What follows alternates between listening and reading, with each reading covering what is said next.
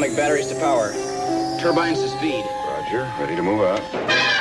You ever dance with the devil in the pale moonlight?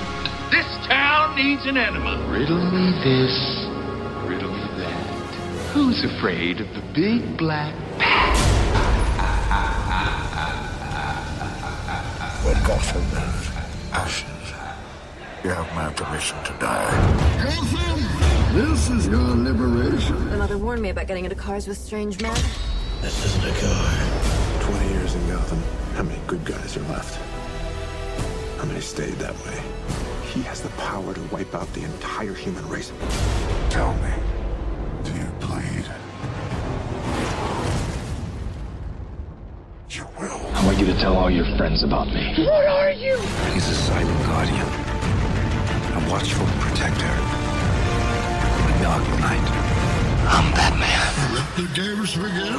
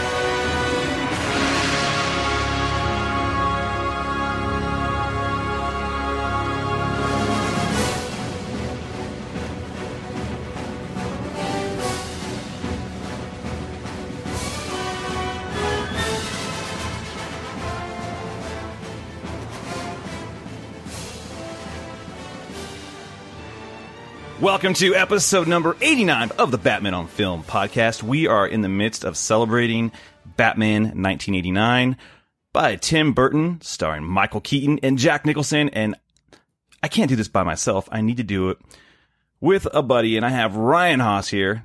How you doing, Ryan Hoss? Another roundtabler. That feels like we're like the Wonder Twins of the Roundtablers. We're the equivalent of like the bad guys on the '60s show. We're like we're like Goon 1 and Roundtabler 2. But to make this commentary track for Batman '89 even more celebrational, we have Batman on Film royalty with us today. We have Mr. Chris Clow. How are you doing, buddy? I'm doing well. I don't know if I've ever been called royalty in other podcasts before, but hey, I'll take it. Well, when you're among kings, that's how we refer to it. Well, I always Chris is a king of sort. Yeah, people have said that of sorts. It's a title that I don't equipment. You know, yeah. It's not something that I normally embellish, but I don't turn down the opportunity. So, but thank you for bringing me back to BOF. It's always good to come home. That's fun. So we're excited. First off, before we even start the commentary, I just kind of wanted to get a really quick survey of where does Batman '89 stand with all of us, and I'll let you go first, Chris.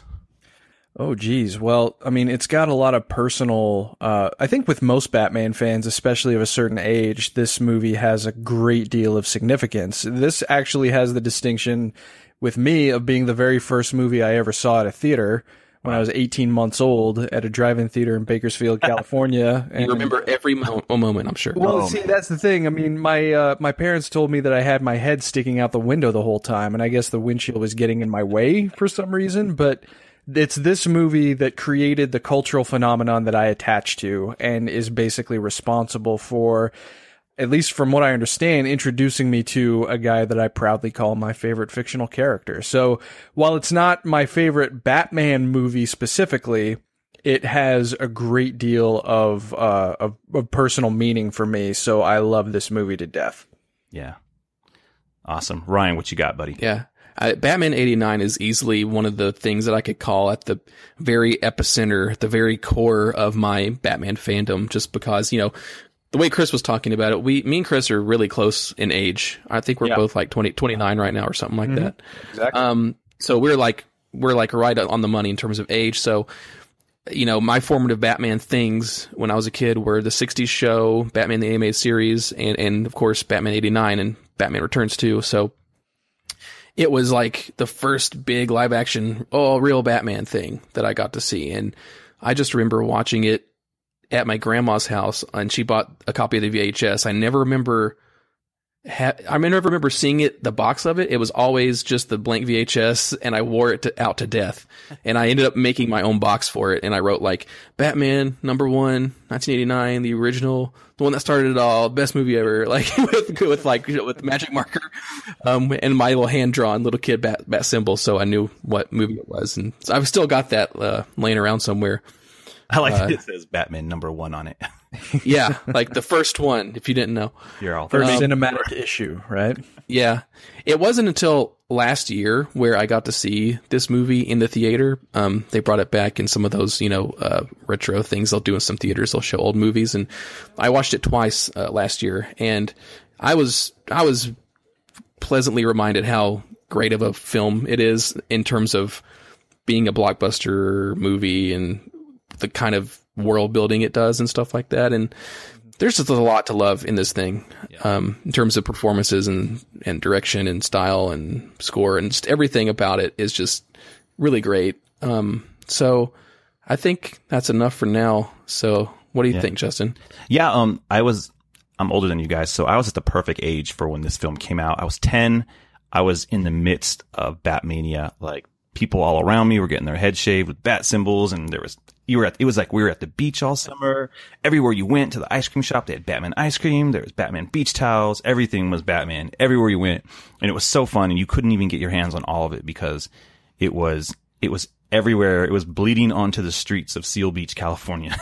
And that's what was going on.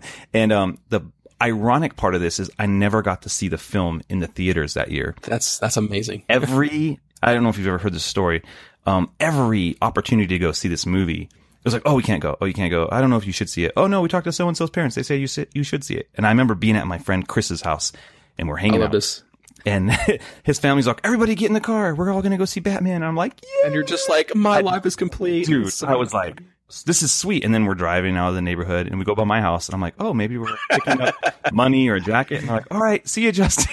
I'm like, what? Oh, no. So terrible. Oh, and so terrible. I was so dejected. So the way I saw this movie was through the trading cards from the ice cream man. That is how I learned. I am not joking. And so when I finally watched the movie on VHS in October of '89, there were scenes like is it Halloween scene that I did not? Yeah. I was like, where's that scene at? Like, things popped out.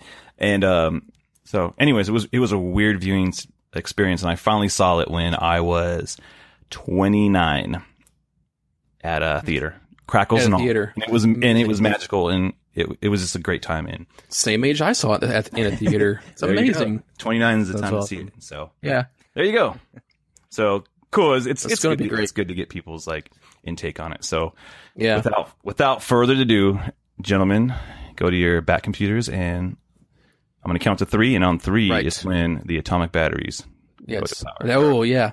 And this is a commentary, so we're not going to have the luxury of editing this. So just disclaimer, if you hear dogs barking or babies crying, that is just what's going to happen. But all it means is you're just part of the family. So yeah, part of the family. There we go. You may hear some screaming down the hallway. All right. Sit on the 3LF couch. There you go. That's it. If there's $5, it's probably mine. All right. And 3, 2, 1. And we're off. All right. So interesting to see where we all are at right now. The WB logo just faded away from me. Yeah. Okay. Me too. And they picked this up in like every subsequent movie in this, movie series about the Warner Brothers logo going away and revealing the credit sequence. Oh, you know what I really wish we could have done now that we've started this is play the commercial from the VHS. You can't. I love it. You can't watch a Warner Brothers movie. That's the Warner Brothers ball cap. I don't have my Warner Brothers ball cap, but that was part of the experience. It was that Daffy Duck Bugs Bunny animation.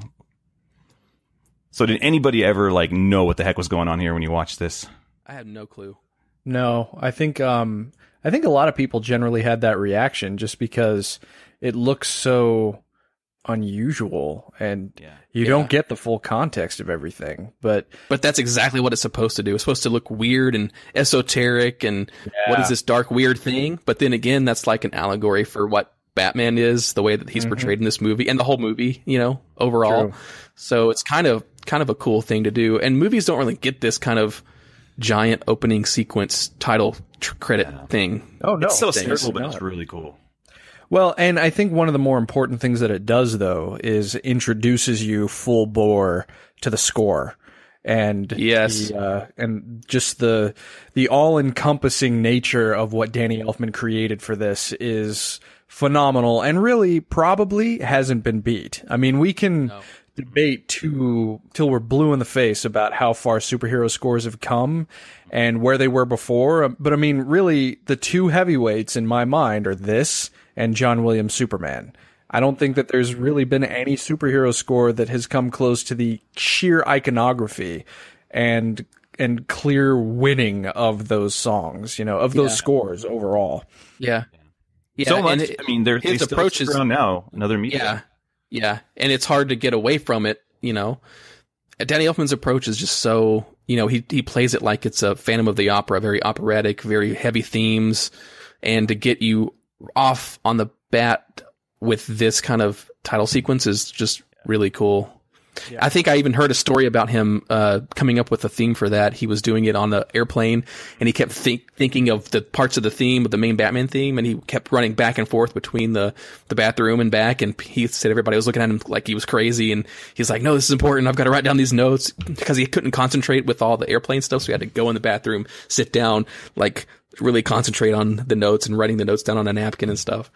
Yeah, well, and I know that this was definitely the biggest movie that he had worked on up until this point, and it sounds like that was an intimidating prospect. Yeah, he had to prove that he was the right person for the job. I think the producers, right, I think they, Prince, as we'll hear, did a lot of songs. He did a soundtrack, and a lot of his score is kind of in here. As you can hear now, you see like the future is like in the background playing. Yeah. And I think the producers originally wanted Prince and Michael Jackson to do the score. They wanted one to be Batman and one to be Joker, like thematically, and they could war against each other in the movie.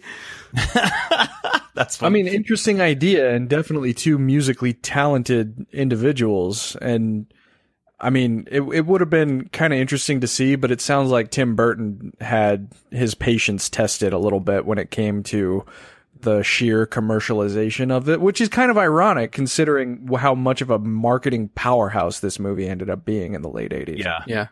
Yeah. In retrospect, it's kind of remarkable how much of that, marketing and product part of this movie doesn't really show in the movie.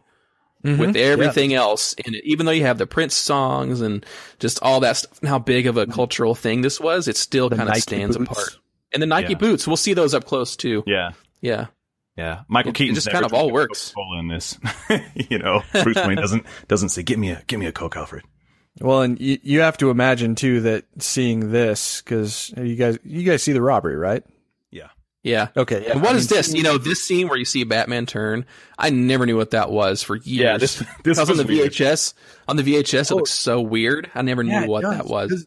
Like traditional animation for that, which is pretty unusual. But you have to imagine that the comic book version of Batman seeing a crime that is almost identical to the one that gave birth to him would be pretty enraging on a pretty basic level. So it's kind of an interesting idea, because some people going into this movie might not know that it's not an origin story. So people who are familiar with the comics might have thought that wait a second, if this is Batman's origin, then why is Batman there? Yeah. That's what I thought as a kid. It took me a long time to get over like what's happening. I know what Batman's origin is, but this is confusing. But just the way he comes in the background like that with the silhouette, the iconography, it's so perfect. Batman. Yeah. And it's like Batman knows this looks cool. Exactly. Well, no, it's all part of like being a terrifying symbol. Yeah. Well, and Burton deserves so much credit for the construction of the photography, but one of, if not the most major player in the overall aesthetic for this movie has to be Anton Furst. I mean, oh yeah, absolutely. When it comes to this stuff, Batman descending on the two hoods on the Gotham City rooftop, I mean, the construction here is all Burton, and he makes it scary. Like, when I was a kid, it never occurred to me to be scared of Batman. I just thought, oh, that's cool. But as I got older, you know, you realize, wow, if people didn't have the context of Batman as a hero, this would probably be kind of frightening. Like, you don't expect imagery from this, like from a hero. And here we get the terrifying creature of the night for the first time in 50 years on screen. Yeah. This interaction's great, man. Cause there's those boots. The iconic line here. I'm Batman. Yeah. And he sells it like that small whisper, but just very to the point. That's all you have to say. Who knew that was going to be so defining too? Yeah. You know? In multiple is this really the first instance in media where it's, you know, I'm Batman? Like, I don't think was ever in comics before. I don't know. It was never as significant as it was here or afterward.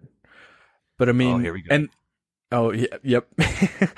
But the lower register too, from what I understand, like the delineation between Bruce Wayne and Batman, I'm pretty sure that Keaton innovated that, because before this, you never really saw, like in animation, or certainly on the 60s show, no one changed their voice between Bruce Wayne and Batman. And Keaton needed to do that. You know, I mean, Tim Burton, one of the whole motivating factors for casting Keaton as Batman, beyond just like the manic look he could get in his eyes, it's like a guy like that would need to dress up for effect. And Keaton sells it, you know, completely. Yeah, I have a little quote from Keaton in the press kit. He says, "What interested me about Batman was that Bruce Wayne was made to be a complex, interesting character. I asked myself, what kind of a man would do this, put on a bat uniform at night?" And I think that ties into a lot of why he was cast and what Tim Burton thought about when he was trying to portray. Oh, sure. Why would Bruce Wayne dress up like a bat? You know. And now we get our first gander at Mr. Napier. We have to add Jerry Hall, model. Rick Shue says she is from Mesquite, Texas. There you go, guys. There you go. Well, it's interesting, too, that we're watching this now because of all the recent news that has come up about a possible Joker origin story. And, right. Set in the 80s, no less. Yeah, exactly. And we're getting certainly probably the most effective Joker origin story that's ever been told in any medium. I mean, there's not been any from the comics that have really stuck. Killing Joke doesn't really count. I mean, because it's the Joker commentating that. So how do you know if that's reliable at all? Yeah. But, I mean, Nicholson does a good job of being a slimy mob man here in the beginning, which gives good context to when he puts a smile on that face. Yeah. Right. Yeah. The film, it's like I didn't. He's such a jerk.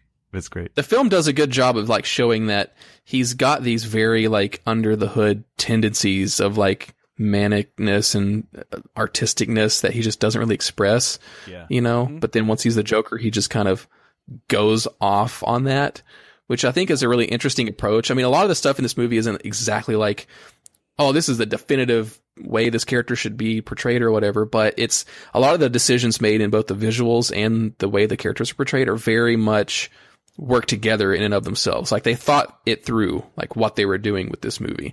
And that's why, although I don't really like the idea of Joker having an origin, the fact that he has an origin in this movie and he's responsible for killing Bruce Wayne's parents, like all that stuff kind of that wouldn't work otherwise works because of the choices they made. Well, and Nicholson, I think, deserves a lot of the I mean, everybody gives Jack Nicholson credit for his performance as the Joker, but it's interesting to me that before he takes his chemical bath, that the only times you really see him smile are when someone's life is at risk. Yes. And it kind of just embellishes and emphasizes his sadism before he actually becomes the supervillain, and I find that pretty interesting. Porkins, Yeah. And Robert Wool is Alexander Knox. He's such a cool foil in this movie. Like this person that gives you some levity, Yeah. It's kind of a shame that he was not used in future movies. Yeah. I wonder, going back to Porkins, sorry, Eckhart, I wonder why no one uses Bullock, because Bullock was around at this time, wasn't he? There's all these Bullock. Well, wasn't I mean, I know he debuted. He was in Suicide Squad, and he came out of Suicide Squad, and was he in Suicide Squad? He was part of Checkmate or something, and he made his way into the Batman books. But I might be off on. It was around this time. Okay, his first appearance was in June '74 in Detective Comics 441, so he was around for a while. Well, there was another instance where they changed a character's name from the source material in this too, I think. And I know that they certainly cut some characters out. Like Dick Grayson was supposed to show up, and it's I mean, as much as I love Robin, it was probably a good idea to lose Dick Grayson, and I hesitate to say that, but yeah, it would have been too much. I completely agree, because then you're serving two stories when you really need to establish Batman. And you hardly establish Batman because there's a lot of Joker going on here. Yeah. True. I mean, the problem is that since they don't have him in this, it kind of makes it okay for them to not do it in the future, like Batman Returns. Yeah. Oh man. And then Bob. But I love this, the smile he does right there. He's just. Yeah. And there you go. That's your first glimpse at the horror lurking just below that smile. Exactly. Yeah. So this, Jack Napier it's the same as Mask of the Phantasm. You guys agree? It's it's the same. I mean, it's of the same ilk, It's that. And they even called him Jack Napier in the animated series. Yeah. Which makes sense for the time. I mean, and Catwoman was born out of this film. And Penguin looked like DeVito. I mean, it was very tied to the Burton films without being overtly tied to the Burton films, which makes sense for the time. Yeah. But it was an interesting choice. Mayor Borg, exactly. He's kind of an interesting character, but it's even more interesting that they did have the foresight to include Harvey Dent in this movie. Yeah. Yep. That's the one thing I wish Begins had, was Harvey Dent. Yeah. Kind of a missed opportunity. I would have definitely liked to have seen Billy D as Two-Face. Yeah. Yeah. That's for sure. Well, at least we got him in the Lego Batman movie. Right? Yep. Yeah. True enough. With the idea of, I'll be able to Pele this, other character later on. So, oh man, this exchange is hilarious. Oh, from what I understand, what I was thinking earlier, it just came back to me. I'm pretty sure that Carl Grissom was originally characterized as Rupert Thorne. That makes sense. That makes a lot of sense. Yeah. Ruth Thorne might have even been in an earlier draft. But this movie has a long history of development hell and different scripts and screenwriters, and he was Michael Uslan tried to get it off the ground for a long time. I know that Rupert Thorne was definitely in Tom Mankiewicz's script. Yeah. And that's what I'm thinking of. The script that was crafted immediately before Sam Hamm came on board had Thorne, and Hamm kept that character but changed his name. Okay. That's how I understand it anyway. But I think it had Silver St. Cloud in it too, didn't it? Giant Popeye statue in the background. Like, what is that? Is that a balloon? Mankiewicz definitely. It's a Macy's Day Silver St. Cloud. Well, blow me down. Yes. Oh, Robert Wool. He's so good. Yeah. And look at this model show he had on HBO, Arliss. No, I don't. No. Oh, he wrote that article. so that's true. I never noticed that before. It makes perfect sense. But Mr. Jack Palance, I actually met once. Really? Do tell. You lived in the same town that my grandparents lived in, Tehachapi, California, which is probably about 90 minutes outside of Los Angeles. And as we were headed out of a restaurant, he was headed in. And I think I was like 11 years old at the time. Man. I don't think that he was in the best of health, but I even said, "Oh, Mr. Palance, you were in one of my favorite movies." And he goes, "Oh, which one was that?" And I said, "Batman." And he said, "Well, that one was a long time ago, young man. You're like, well, I don't think I'd ever seen anybody that tall in my life. Yeah, right. He looks That tall. guy. Yeah. And he's so good in this. What's great, I mean, you hear Tim Burton's story about this, about how intimidated he was about Jack Palance. But the good thing about him is he's the only person you could cast in this role that you could believe is Jack Nicholson's boss. Yeah, definitely. Apparently he was 6'4". Wow. So he was just as tall as President Abraham Lincoln. And I mean, just the way that he saunters over, he has such certitude, you know, it's just like he has Gotham within his grasp. And it would occur to me later that this movie did a pretty interesting job as a forerunner to like Jeff Loeb and Tim Sale's early Batman stories in Long Halloween and Dark Victory. Mm-hmm. You know, those stories portrayed a transition of Gotham being held by the mob and moving to control by the quote-unquote freaks. And this movie kind of does that too. You know, it got a little undercut by Batman Returns, arguably, but it does a good job of showing, you know, the old school organized crime transitioning to the hands of a maniac like the Joker. Commandeered by the maniacs, yeah. And what's cool is like you saw some of Grissom's mannerisms and you see the Joker mock them and use them later on in the movie, which I think is great. But part of it's like he's mocking him, but part of him is always, to me, it says like he's always striving to kind of get to the same level that he thought Grissom was at. Yeah, definitely. Like a weird quasi-murderous mentor behavior. Yeah. And I love the way that this is set up here. Like, oh, there's Alfred, but you don't really know yet. And you'll see Bruce Wayne.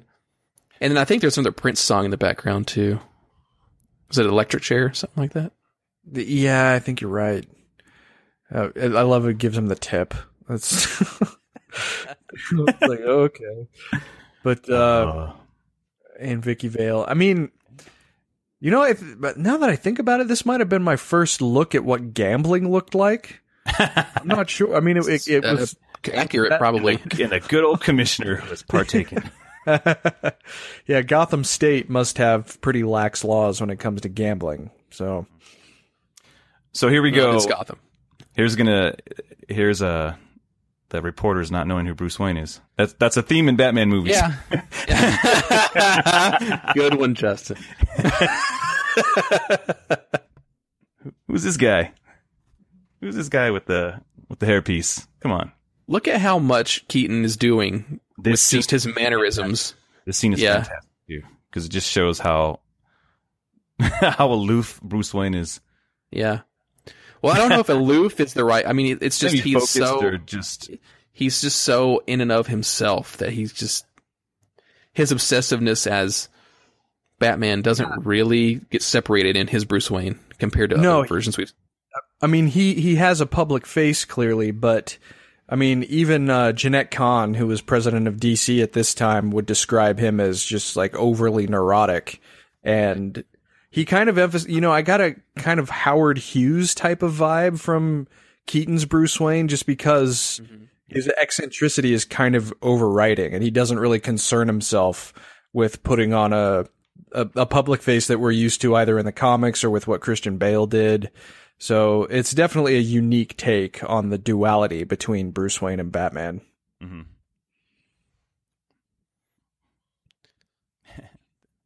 It is an interesting choice, though, that they frame the entire story is framed around Batman in terms of Batman is a mystery. We don't know who Batman is. We don't know who Bruce Wayne is. And we kind of learn the origin of Batman through the characters. Although, if you know the character, you already know it, but it's a very interesting way to frame the story, I think. Sure. And it would kind of be followed upon with Christopher Nolan, although he gave us, you know, a very Batman and Bruce Wayne focused look from the ground up. I mean, it would be interesting what I hope, and I continually hope this, and my hopes have been completely unrequited for years. I would love for new comics to sort of delve into this timeline or to make this part of the multiverse. Because I would love to see what the origin of Batman looked like before this Batman. Yeah. And let Sam Hamm do it. I'm sure that he would be give us that kind of a look, but either way. It's definitely I feel like you're 100% right. It's a gold mine. Maybe not a gold mine, but it would be lucrative to DC Comics to explore this. There's no reason not to. I mean, it's interesting because you think like this scene here, like is a lot of this just set dressing to look cool, or is what he says here true? Like he bought it in Japan. Well, did he buy it in Japan because he was in Japan, because he was training? You know, you think of those kind of things. Yeah. Oh, I would love to see where he saves a bunch of people in the jungle and they gift him this wicker statue. You know, like that's just a little thing. It'd be fun. Well, and these are all suits of. And well, go ahead. I was just going to say that it alludes to a worldliness without actually saying it overtly, which is cool. Yeah. Right. Well, and what's interesting is like these are all costumes. These are all suits of armor. These, you know, some of these are knights, and of course, Batman is the Dark Knight. He wears a suit. Like I think there's a lot of comparisons you can make between the two things. Mm-hmm. I always was like, what is he doing? What is Knox doing here? That little face thing. I love that. I don't know what that is. It's almost like a weird take thing, and they just left it in the movie because it looked funny. Like, is he flirting at Vicky, or is he saying flirt with Bruce? Like, what is he like insinuating?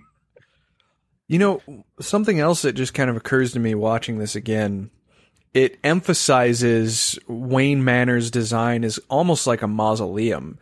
I mean, that's an idea that's pushed forward in their quote unquote date later on. Exactly. But the house does not look lived in. It's like he's got his very singular focus and he just lets other people take care of the house. Like it's just an afterthought for him. It doesn't seem like it means much of anything. Exactly. It's great for parties. There you go. Yeah. Packs people in for the charities. And here's our 1980s security system about to show up. State of the art. I love this. Maybe he should be Bruce Wayne. There you go. Well, he's got eyes everywhere. That's no matter where Batman is, what world he's in, that's something that you can always count on. Mm-hmm. If you look, and this is a cool intro. If you pause and zoom in, and it actually says "Brother Eye" on the cameras. Just kidding. But don't pause because then you'll screw up the commentary. Yeah, there you go. Don't do that. This just makes me think of the Batcave Wayne Manor playset that I had. You know, I love that thing. I love it. Yeah. You know, it was originally made to tie into Batman '89, but it was around the tail end of that toy line run, so they kind of held it back for Batman Returns. But that's why it looks like the '89 Batcave. Yeah, because and I remember pairing that thing because I got that giant Batman Forever Batcave. Yeah, I got that too. The 3-tier, both of them. Yep, exactly. Yep. Yeah. So I would the bottom platform with the car. I would just set up the Wayne Manor. But it was weird because the cave was so much bigger than his house. But right, it was awesome. Well, it was underneath, so jealous. True. Yeah. There you go. Yeah. And the top tier had you could hang your Batwing on top of it. Yep. It was amazing. Which blew my mind when you told me that, because I remember in high school, I know my girlfriend bought me that, and it was actually really embarrassing it. Because I went to her house and opened it, and her dad's like, "You want that?" I'm like, That was like my favorite toy maybe ever.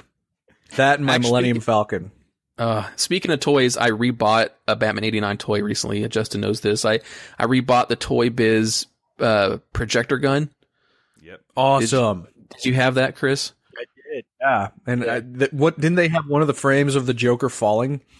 And I believe they did, yes. And I would go into my bathroom and turn the lights off and project that onto the wall and make it like he was falling. I was just like, it's amazing because I had it as a kid and I totally broke it because I either didn't know how to use it or I use it so much. But I just got really nostalgic and I found one for cheap. So yeah, so I'd been displaying the images on the wall, and it's just really kind of a cool little thing. And it's got all these promo images because as a kid, that's the only way you can see some of this stuff if you don't have it on VHS or something. Yeah. You do wonder sometimes Oh, sorry. Oh, I was gonna say, I just thought these cops look cool in their leather jackets. Yeah. That's all. And Eckhart slinks out from the back. Maybe that was a reason they changed his name, because Eckhart is definitely a lot slimier than Bullock is. That's true. But, right. Yeah, but I think in the I hear what you're saying. I just sometimes it's like it doesn't matter. Like it's not like especially if the Bullock character's not going to be used again, right? Just throw us a little nod. I had the same thing with Ana Ramirez not being Montoya. Yeah. In Dark Knight. But yeah. This is one of my favorite images in this movie coming up here. Right here, man. Oh, looks so iconic with the lighting and everything. Yeah. Good job. And the camera angle from below looking up at him, it's just like, whoa, there's Batman. Yeah. Yeah. And we talked about the choices that Michael Keaton's making as Bruce Wayne, but he had to make a lot of choices as Batman. Just the way he moves, he had to make that suit work for him because of how restrictive it was. But he had to invent like the bat turn because the head, he can't turn his head or anything. But he makes it look, everything he does, it looks like he meant to do it, which is a huge compliment. Yes, exactly. Going back a little bit, I love Gordon just at that point seeing him, and it's just like, this is true. Like all the things that they don't want to admit to. He just saw it, and now how do you? Where he just says, "Oh my god!" Like, yeah, exactly. Yeah. Oh man, I love this. This maze. It's so good. It's so good, and I love how like it's the gangster stuff. Then just the way that they have purple included. Yeah, that's true. The colors and the different back and forth shots of you have your shots of Batman, then you have the shots of Jack Napier, and then here we go. Like they're starting to kind of merge together. And when Batman slinks onto the stairs behind him, I don't think that's Keaton. From what I understand, that's a stand-in who had experience with opera, and that's why he flutters the cape that way, because it looks so good. Yeah, it does. Oh yeah, no, it was great. Like Nicholson or Joker's, sorry, Napier at this point, he's a little manic as he's trying to get out of here, and Batman just moving slowly and like methodically taking people out, Right. And I don't think you could ever really describe Jack Napier as, I don't know, animalistic, but he does kind of have a desperation of like someone backed into a corner here, which is cool. Yeah. And of course, him seeing Batman for the first time. Behold your enemy. The battle is joined. Yeah. This look right here that he has is kind of like both of them look at each other. Yeah, it's like. Well, and there's a quality that this mask has that was kind of lost in the second one. Maybe it was because overall that costume was a lot smoother, but the roughness, especially the way the light plays off of it, makes it look scarier, I think. Yeah, definitely. It's not as, it doesn't look as clean. Weirder. Yeah. Which I think, to each movie's credit, I think each suit works really well in each movie. And between the two, Returns is my favorite, but yeah, this one has a lot of good qualities to it. The Returns mask, I feel like it showcases Keaton's eyes better, but this one makes his eyes feel like they're sunken in more, which is super creepy. And later on, observation, and there's a lot of good shots of the sunken eyes and the way his eyes look too. Yeah. Keaton's got the best Batman eyes. Yeah. That's why he was cast. The shot of him standing there as the gun comes back into frame is just like, that's one of those omniscient type of Batman images that you only got in the comics before. Yeah. And this freaked me out as a kid, just seeing like what happened to Jack Napier's face. Yeah. And it took a while to figure out like that's why the smile is the way it is. The bullet ricochets off of his face. It ruins that whole part of his face, and the way it gets reconstructed, it gives him the smile, and the acid gives him the other Joker features. I think that's kind of an interesting way to go with it. My dad was always, "Oh, that would sting," every time. Oh, and this part. So as a kid, remember I said I only had the trading cards, and the cop right there, who is this guy? I always thought it was Michael Keaton. I mean, not Michael, sorry, not Michael Keaton, Michael J. Fox. I was putting his name together. I love this shot of the Axis chemical, this shot here. Yep. That is so good. Yeah. Right there. And the flutter of the cape as he moves away for that is really cool. Yeah. And then here comes the lucky deck.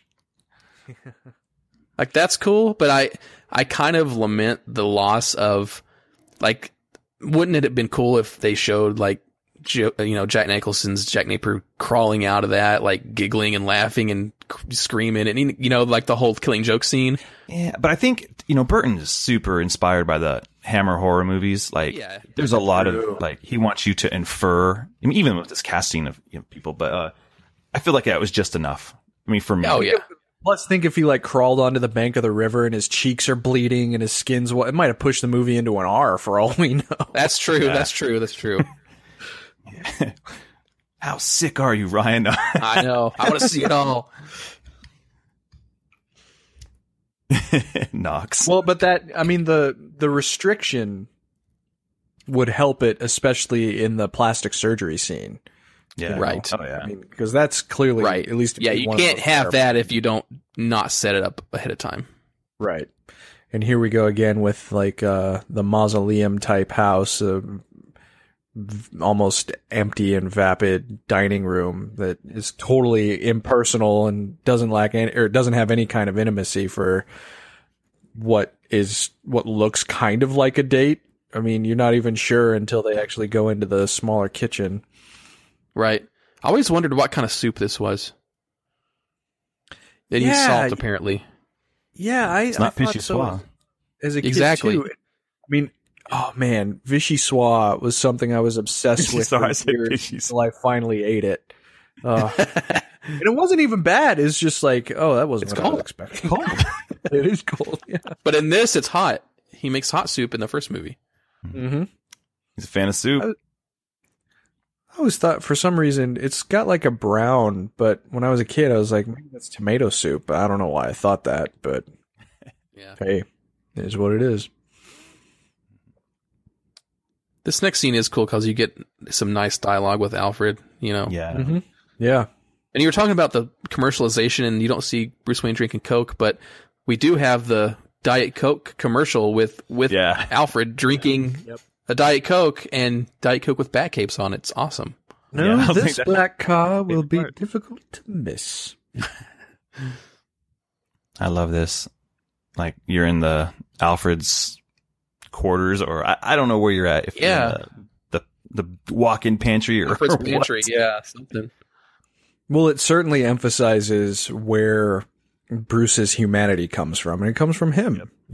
I mean, if Alfred was not a grounding force in this movie, then it would seem probably even too impersonal. And it's not even that Alfred appears all that much in the movie, but he has enough of a noted presence that you understand what kind of a good man he is, and what he would try to impart on, for all intents and purposes, his son.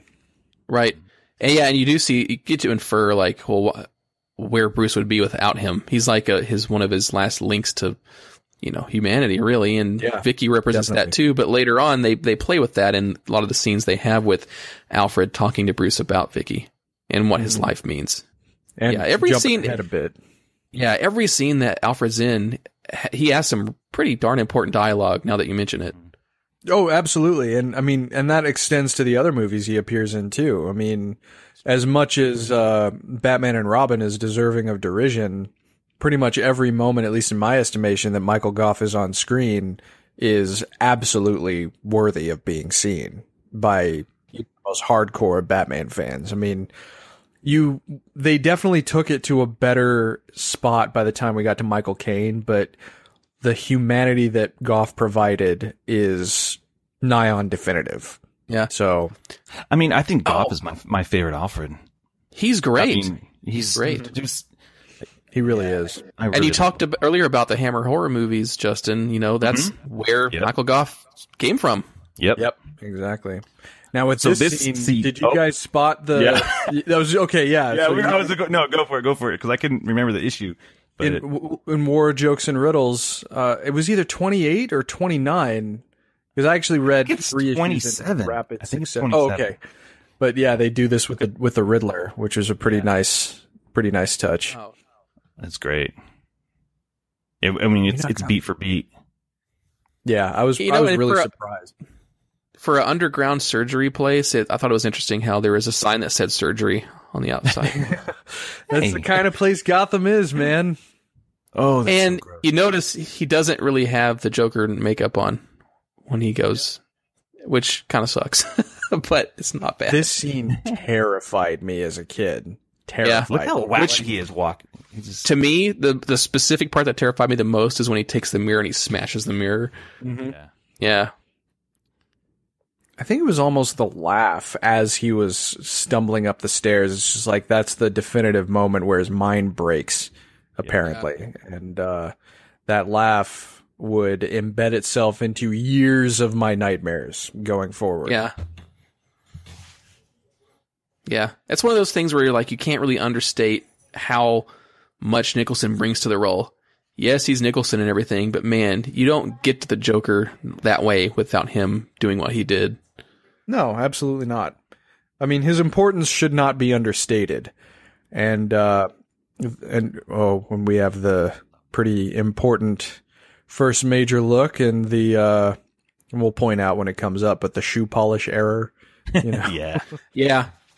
But this was deliberate. Like, they shot the whole scene, right? And he's got Joker has some shoe polish or some, makeup on his coat, but it kind of takes away from it. But I believe that Burton said that this version of the scene was so good performance-wise that he couldn't bear to pick a different version. No, he made the right call. Yeah. I love this version. I love the Joker, like in the silhouette that he's got the ghostly Marshall Rogers looking, like the hat, and oh man, Well, and I love how you can just creeping in. Yeah, you can see his face a little bit as he walks forward, and you're just like, oh, what is this? It's like, and it's terrifying. It is. I mean, if you've never seen this before, and you get a glimpse at that ghostly visage, just still standing out a little bit in the darkness, how is that not scary?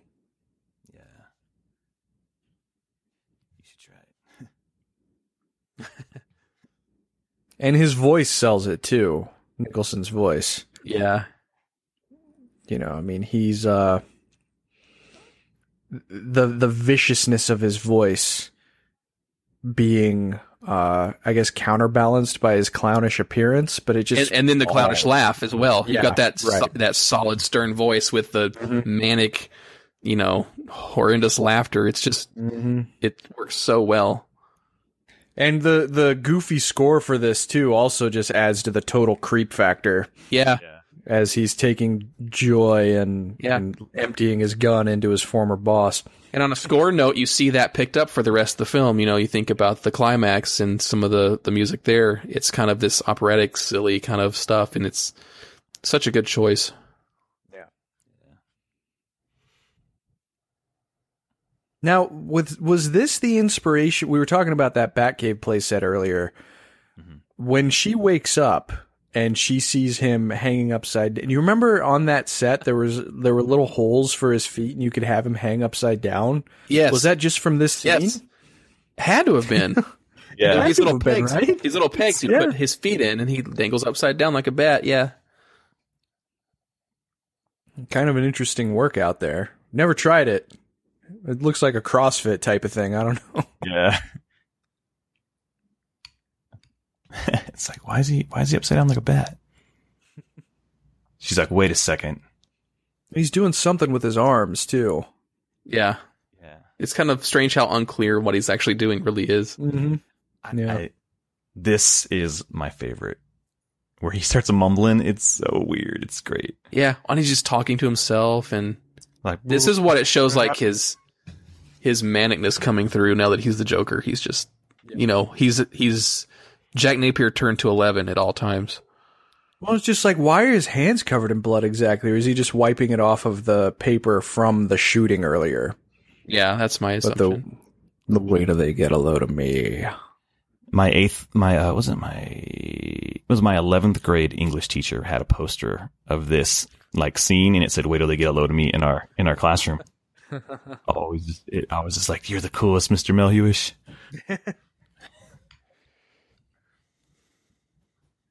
Bruce is like, "Wait, what did I just do?"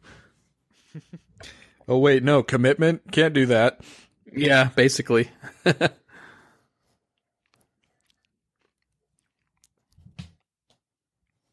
Cut back to earlier in the film where they're asking him, "Oh, so what do you do for a living?" And he's like, "Well, I mean, they do this. They never really address what is Bruce Wayne during the day, like right? At least here in they don't. the Burton films. This series doesn't address what he does until Batman Forever, really. Well, there's no Wayne Foundation or Wayne Enterprises until Batman Forever. Yeah. No, he shows up at a business meeting with Max Schreck, and you don't really know what his role is, if any. Yeah. So and earlier in the film, when you have the Harvey Dent fundraiser or whatever, there's a spot for Bruce Wayne, but you don't really know why he's there. Yeah. And of course they have the charity ball, but for what? It's for orphans. Because he's Bruce Wayne, he's a man about town. And here with the theatricality stuff, with the Joker and the artistic stuff, look how many costume changes they give him in the film. I think that's super clever, and it ties into his artisticness with his little beret. I mean, he just went out and bought all the purple in the town. Yeah, man. He's not cheap. Jackets, and it looks like it's velour. The velour gloves. And coming up, this was a super interesting choice to me. This was just bone chilling to me. I hesitate to say this, and it doesn't really bother me much now, but I have kind of an irrational fear of rotting skeletons. And I think this is probably where it started. Yeah. Like I'm a weird enough guy that I have to cover my eyes sometimes on Pirates of the Caribbean. Like that's how weird it gets. Well, I was always freaked out by hand buzzers. I'm like, if that's what that'll do to me, I don't want anything to do with it. No, thank you. But the choice to have the Joker cover his Jokerness up with flesh-covered makeup, I mean, it both ties into his, artistic sensibilities here, but it's also kind of a weird thing. Like he thinks that in any way will kind of hide what he's become. I think it's a really weird choice, and it totally fits. Well, it sounds like it was a pretty complicated makeup procedure too, because they actually did have like 3 layers of makeup so that he could have the appearance of wiping it off, even though it doesn't really come through. I'm not sure if the effort was necessarily justified, but it's interesting that they tried. Yeah. Why didn't they just wipe white on? I don't know. I think he did. Yeah, exactly. In this particular scene, I think he did. See, I was under the impression that this was one of the days that he had to go through like this really hardcore. Yeah, because his flesh tone looks really weird. I mean, it does have a weird. Yeah. It doesn't look natural, but I don't know.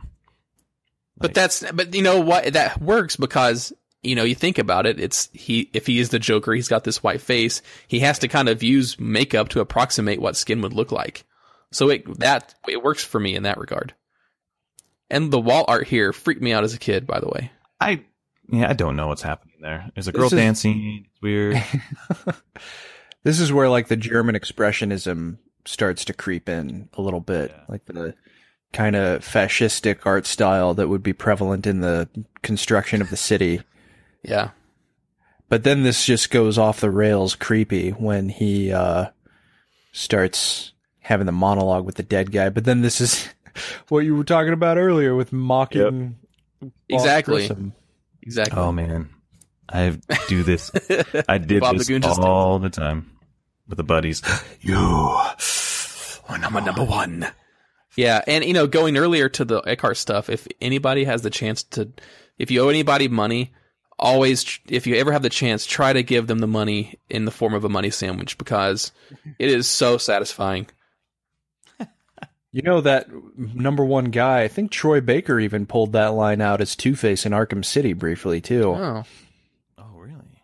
Yeah, and one of the last encounters when you're Catwoman and you have to go after him in the museum, he's like, whoever takes her out will be my number one, a guy. Oh, that's funny. I'm going to have to... One day I'm going to play through that again. Have you played it at all? No, I played. Yeah, I've played City. The only one I haven't. played is I kept thinking Telltale. You haven't played that yet. Oh, yeah. No, I know. Oh, I'm glad you did. That's so. And even Elfman pumps it up with the music too, with like the creepy, like. Yeah, I'd always loved this track. The name of the soundtrack listing is "Roasted Dude." I always thought that was cool. Well, as he's walking, I mean, we're past it now, but as he's walking away and you just hear the laughter echoing as the camera closes in on his victim it's an image that sticks with you, especially if you're a kid. I'll put it that way.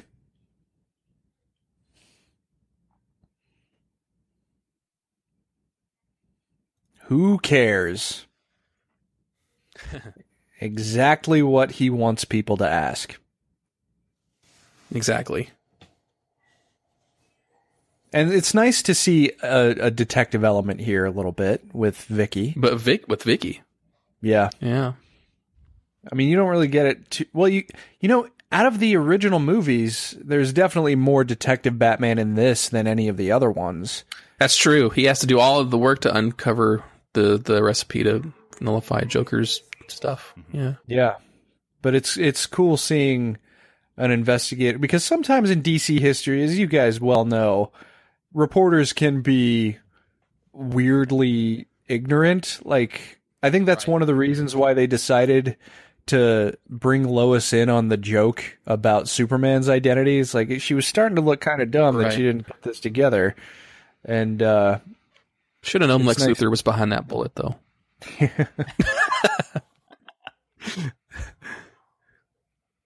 Well, they would do a little bit better in the future. Like in Hush, how Bruce Wayne is even saying Perry White's too smart not to have figured it out by now. Yeah, I love that kind of stuff that plays on the history of the characters when you have the comics that have gone on that long. Yeah, absolutely. And this, you know, even though we're not seeing an origin story movie, the illusion, which I think is what Sam Hamm had intended in his draft of the screenplay, like, let the audience piece it together. If they don't really know what Batman's origin is, then this is genuinely revelatory, which is kind of cool. Right. And it's done, like I said, because they do it this way and they tie it in with the Joker also. It is kind of even if you know what's happened, you're kind of, throughout the movie, you kind of understand. Right, it's different. You understand how it fits in with what they're trying to tell you. She's pissed.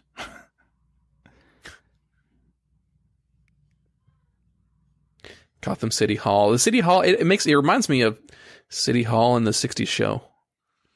Yeah. The big steps. Yeah, the steps. The ones they always use in the beginning of every episode. Every episode, There's always that lady walking across in the green dress. I always remembered her. A lot of berets in this movie. Look, I mean, Vicky Vale has one. This mime has one. Yeah, were berets a thing, or was that just them trying to be like timeless 30s style? That's what artists wear.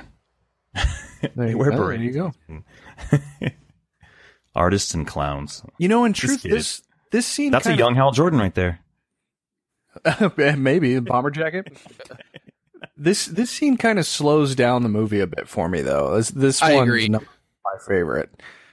I mean, I'll take it still, sure, but it's just a little too weird for what's been established so far. Mm-hmm. And I never really got obviously I'm moving ahead a little bit, but the gunshot, I never really fully understood how that worked because he didn't have armor on under his jacket. I think what it was trying to communicate is he's brave, like even out of the suit. He's just himself. Yeah, it's just like, man, you're just putting yourself in the midst of danger. And I always thought Joker's makeup was weird here. Yeah. Or is it because even through the makeup, he notices who Jack Napier is? Yeah. He's just transfixed by that. Yeah. Or he's starting to piece together that this guy might have been the guy that killed his parents. Like, he doesn't know that, right? It only comes later in the movie where he kind of has to dig back into his memory and put the pieces together. Right. From the apartment, after he hears, have you ever danced with the devil? Right. Exactly. And I think he's kind of, he knows something's up with this, beyond the fact of this is weird clown guy shooting people. Well, he also, I mean, right here, it's like, wait a second. Yeah. I thought I saw you die. Yeah. That's true. That's true. Yeah. I'm pretty sure I know who that is. Yeah. But I mean, I don't know. For some reason, it just feels a little sluggish to me. Yeah. It feels like could have been a little bit better way to kind of reintroduce the Joker to Gotham here. Mm-hmm.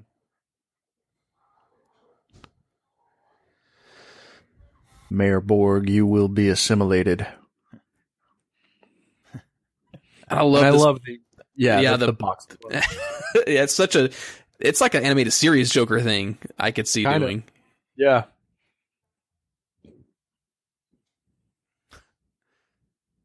He's just like a fake dog. That reminds me of Mask of the Phantasm.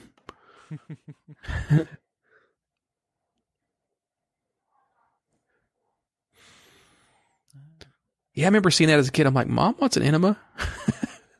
Oh, really? Yeah, I'm like, what is that? What is he talking about?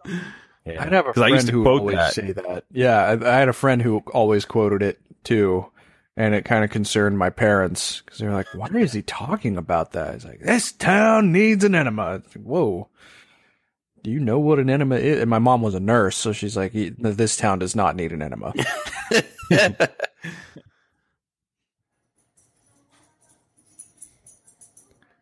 See, this scene's really interesting too.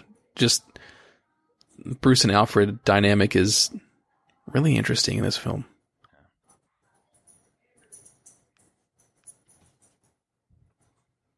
Keaton has those Batman eyebrows. Yeah, very extreme. Well, it's one of the few points in the movie where you get to see them by themselves together. And, no secrets, no need to put on a show for anybody. You see what their rapport is like. And Alfred just has this quiet understanding. Like, he's like, you should ask her out. But then when the job comes up, it's just boom. Let's do it. Yeah. Let's go shopping. I love that line.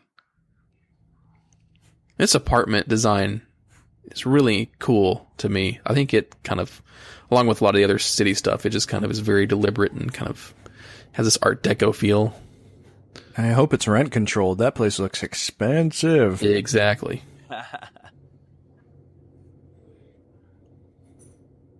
Yeah, I mean, for someone who just moved in, right? Well, and it's interesting, too, just from like a Batman historical perspective, we're used to seeing both in the comics and in the later movies that the way that Bruce Wayne's parents were murdered is common knowledge, and they were these really important figures in Gotham.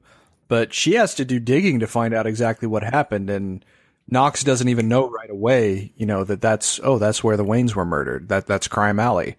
But, so the Waynes, I mean, clearly they were wealthy since Bruce inherited that, but it's not what we're used to seeing from the position of the Waynes in Gotham.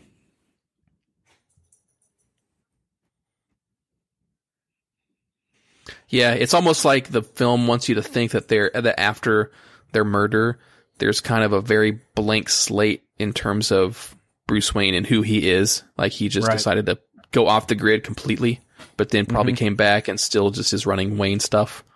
Yeah. But in the main intervening years, there's just no information about him.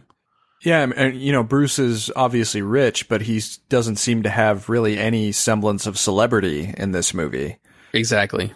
So he's able to keep to himself in a way that's probably beneficial as Batman, because you would think that a celebrity Bruce Wayne might be drawing too much attention to himself, but either way. Yeah.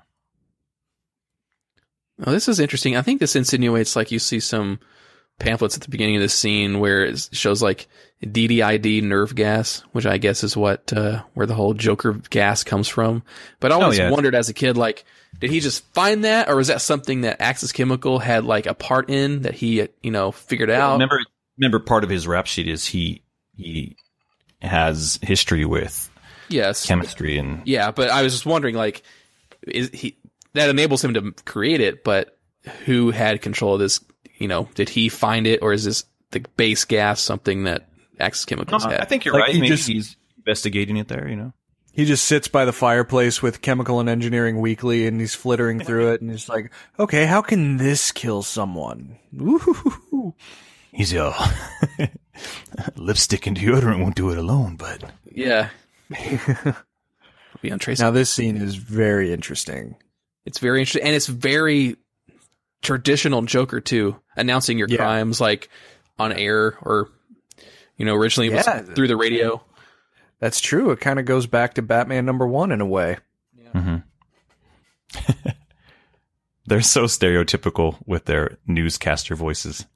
Well, and this in a weird way too sets up one of the bigger jokes, I think, in the movie, because look how beautiful they look. And then when they don't have access to their products, it gets worse and worse. Terrible. Yeah. They look awful. Yeah. Yeah. The replacement lady, she's the worst. She just looks. Yeah, the frizzy hair and the dude who looks kind of like Stone Phillips has a big zit on his cheek and. Yeah. Well, I just love the way the shot's framed too, where it's not just like a newscast. It's you just watch the cameras, of individual shots, and then you focus on those again, and they get replaced with Joker stuff. I think that's really clever. Definitely.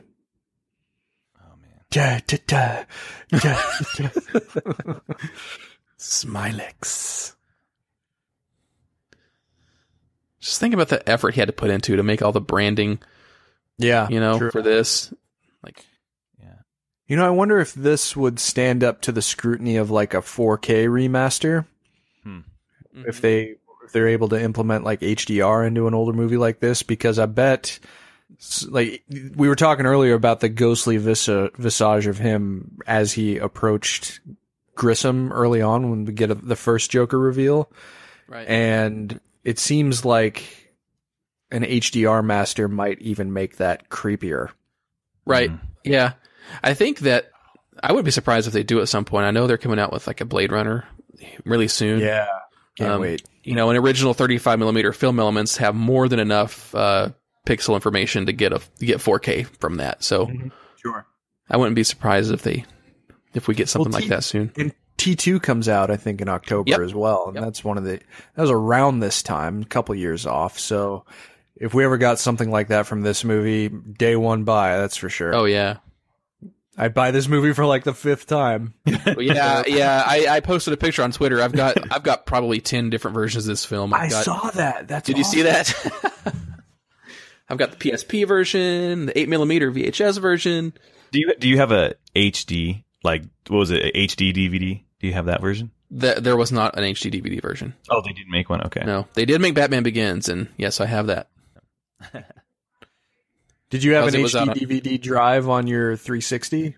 Yes, I do. Okay, awesome. Yeah, and I bought before that was out because Batman Begins was out first. I bought an HD DVD player when they were like $500, and Batman Begins just so I could watch Batman Begins in high definition because I had a HD TV, but that was what you had to spend, and so I bought all that stuff, watched Batman Begins, and then I took the player back and returned it. And then the Xbox thing came out, and it was all great. Awesome. I really think that is just how frazzled they all look. That's one of the humor. But I mean, geez, they need to go to where Harvey Dent goes because he's still got his hair gel and he's got his little flower. Yeah. Well, but he's Billy D. I mean, Billy D is like one of the most handsome men on the planet. So, well, he probably had a good supply of stuff. It didn't run out yet. Yeah, that's true. Yeah. He's off. He bought a Costco bulk supply of hair gel, and DA has to look good, man. DA's got to look good. Coming up on the Flugelheim Museum. Yeah, the Flugelheim.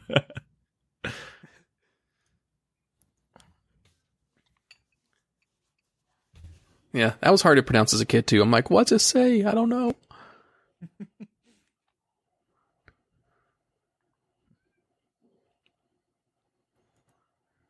And this was creepy, too. Like, kind of transforming her into a weird cipher of his psychosis. With a weird mask. Like, what's he do to her? That seems kind of like a clear Hammer influence, too. The Dracula's mistresses, how they kind of had like a ghostly quality. Yeah, that's true. And this establishing shot of Flugelheim, isn't that statue, isn't that like the founder of Gotham?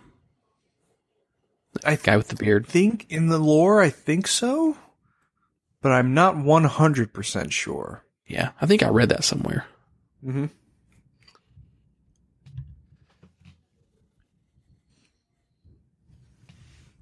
Definitely an interesting looking museum restaurant. Yeah. Maybe it's a kitsch restaurant that they just call a museum. Yeah, that's funny. It's like Planet Hollywood. Yeah. Yeah, and it's not the first movie that Tim Burton directed where, some crazy stuff happened around, the dinner table. It makes me think of the scene in Beetlejuice. Oh, yeah. And then it just, when we get to the scene where people's heads are just like falling smack into plates full of food, I just thought that was kind of an interesting comparison. Yeah, and you don't really grasp when you're a kid just how horrifying the images in this scene are. Exactly. Because like people literally dropping dead. Exactly, into their food. Like you think about the actual specifics of everything going on, you don't understand. And I love how this stuff is written in crayon. That's just that's a nice touch. Didn't Tim Burton write that? Put this on right now. Oh, maybe. I actually don't know. This guy, the crazy purple knockout gas makes its return for the first time in 20 years in Batman. Yeah. There you go. Knockout gas. Spaghetti and cake. There you go. There's two things you can get. Yeah. Oh no. Yeah. Oh, when they hit the cake, the sound. Yeah. And here we're about to get look at those guys' feet. It's so amazing. Maybe you guys should wait a minute before you walk in. It looks like it's still there. Yeah. And here we go with the full-blown Prince music. Oh, man. And look, his branding. Look at the branding. He's got the guys at the leather jackets with the cards and the Joker. Yeah. And there's the bray. I love all the Prince songs in this movie. I don't care how dated it is. It's just fun. It's hand in hand with the whole experience of what this movie was, man. When I listen to this song, I always have to say at the right pipe, Lawrence Brush. Yeah. Exactly. Or is it Terrence? Terrence or Lawrence? No, it's Lawrence. Lawrence Brush. Joker was here. See, I like handwriting is way better there. It's true. The crayons. Red and green. See, look how they make sure that you see the music tie into what they're doing sometimes. It's kind of awesome. I like how, there was that 2005 interview where Nicholson said that this scene kind of made him creeped out a little because he's such an art fan. And I guess he hurt his hand when he did that to the sculpture. That's amazing. He didn't break anything. It was like, ow. Yeah. But he just kept it going. Looked painful, yeah. Now, correct me if I'm wrong, guys, but does the film kind of build up you seeing the Joker completely in a completely traditional suit and makeup? Because before, see, right now he doesn't have his traditional makeup on. I mean, he's flesh colored. Earlier, he's in a gangster suit. Earlier, he's in a mime suit. Earlier, he's got a beret. I think he does it when he's trying to. I think in his mind, I'll be normal in front of her and she will like me. He's trying to fool people where it's not going to fool anybody because you still are super creepy looking. And then by the time that's just kind of my take on it. Just ready to let it off the hook. I think you're onto something though. I mean, there's maybe it's when he actually lays his eyes as the Joker on Batman that he is ready to let the jack out of the box, so to speak. Oh man, that was beautiful, Chris. Eye of a mind makes a mookie. I don't know what that means. Crap. Yeah. It's not Eye of a Mind makes a movie, Justin. Moogie. It's I'm of the mind to make some mookie. Mookie. And we all know what that means. We'll all debate. I had the subtitles on, bro. No, I know. It's like one of those things when you were a kid watching Mask of the Phantasm and it's like, what do you say, hon? Yeah, exactly. For years I didn't get what he meant when he's like, you get in the mood and company shows up. So, it's true. It's true. Ain't it always the way? Look at this mouth thing he does right here. Yeah. That always cracked me up. Like the giant lips extending out from the sides. Yeah. Well, and the characterization of the Joker as a homicidal artist, it's weird in a way, but it also makes sense. Yep. Yeah. It's a weird choice and they run with it in this movie. Sure. But there is a degree of like even in the most traditional Joker stories, him using murder, the act of killing people, as some kind of expression of a point.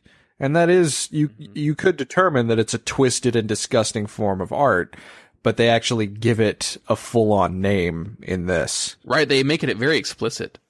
Mm-hmm.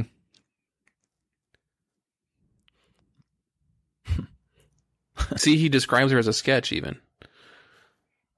Well, and especially in this, it becomes clear to me, especially now that we've seen the likes of Heath Ledger and now Jared Leto as the Joker, Nicholson is the most juvenile, I guess. Mm-hmm. You certainly couldn't look at Heath Ledger and think that he's got a lot of tendencies with a traditional clown, and especially not Jared Leto. But Nicholson is maybe the only guy who's played the Joker to embrace the more clownish aspect, like explicit clownish parts of being the Joker. Yeah, because I think that ties into what we were saying. It's like at this point, as Napier, whatever was left of Napier is gone, he just does not care.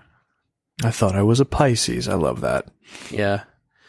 And this is epic. This shot here, this whole idea, this makes all of the flesh-colored makeup stuff scenes totally worth it for this payoff right here. This is right up there with the Shining stuff right here. Of course, the biggest payoff to this scene, though, is what immediately follows that. Right. Like, even still... You get goosebumps. Two crazy epic moments back-to-back here. Instant goosebumps. The score swells. He flares the cape out as he busts through the window. That's such a pure Batman moment. I mean, it's easy to forget nowadays because we're spoiled with comic book imagery. That was Batman made flesh in a way that no one had ever seen before. And of course, I mean, at least in my estimation, the best car, and the music totally accompanies it perfectly in this scene. Oh my God. That is Batman ecstasy right there. It's just brilliant. And kudos to the film for waiting an hour and 8 minutes into the film to show you the Batmobile. Mm-hmm. Yeah, man. Oh, the Joker van, look at that. For one shot. That's true, yeah. Oh, man, I love this car. Oh, it's the best. It's the best. Nothing beats this car. Nope. I mean, not that the other efforts aren't valiant and great in their own respect, but this one is just... It's such a singularly awesome design. The turbine in the center, and, the howitzers popping out of the sides. It's just unmistakable. Yeah. I guess that was a fiberglass shell on a Chevy Impala frame. Like, they tried to make it work with a sports car, and it just couldn't. Huh. So they needed, like, a beefier engine to go with it, and it totally works. I loved it. I just love the carnage. Yeah, kind of a Blues Brothers-esque type of crash, you know? They're like, can we get some cabbage? Yeah.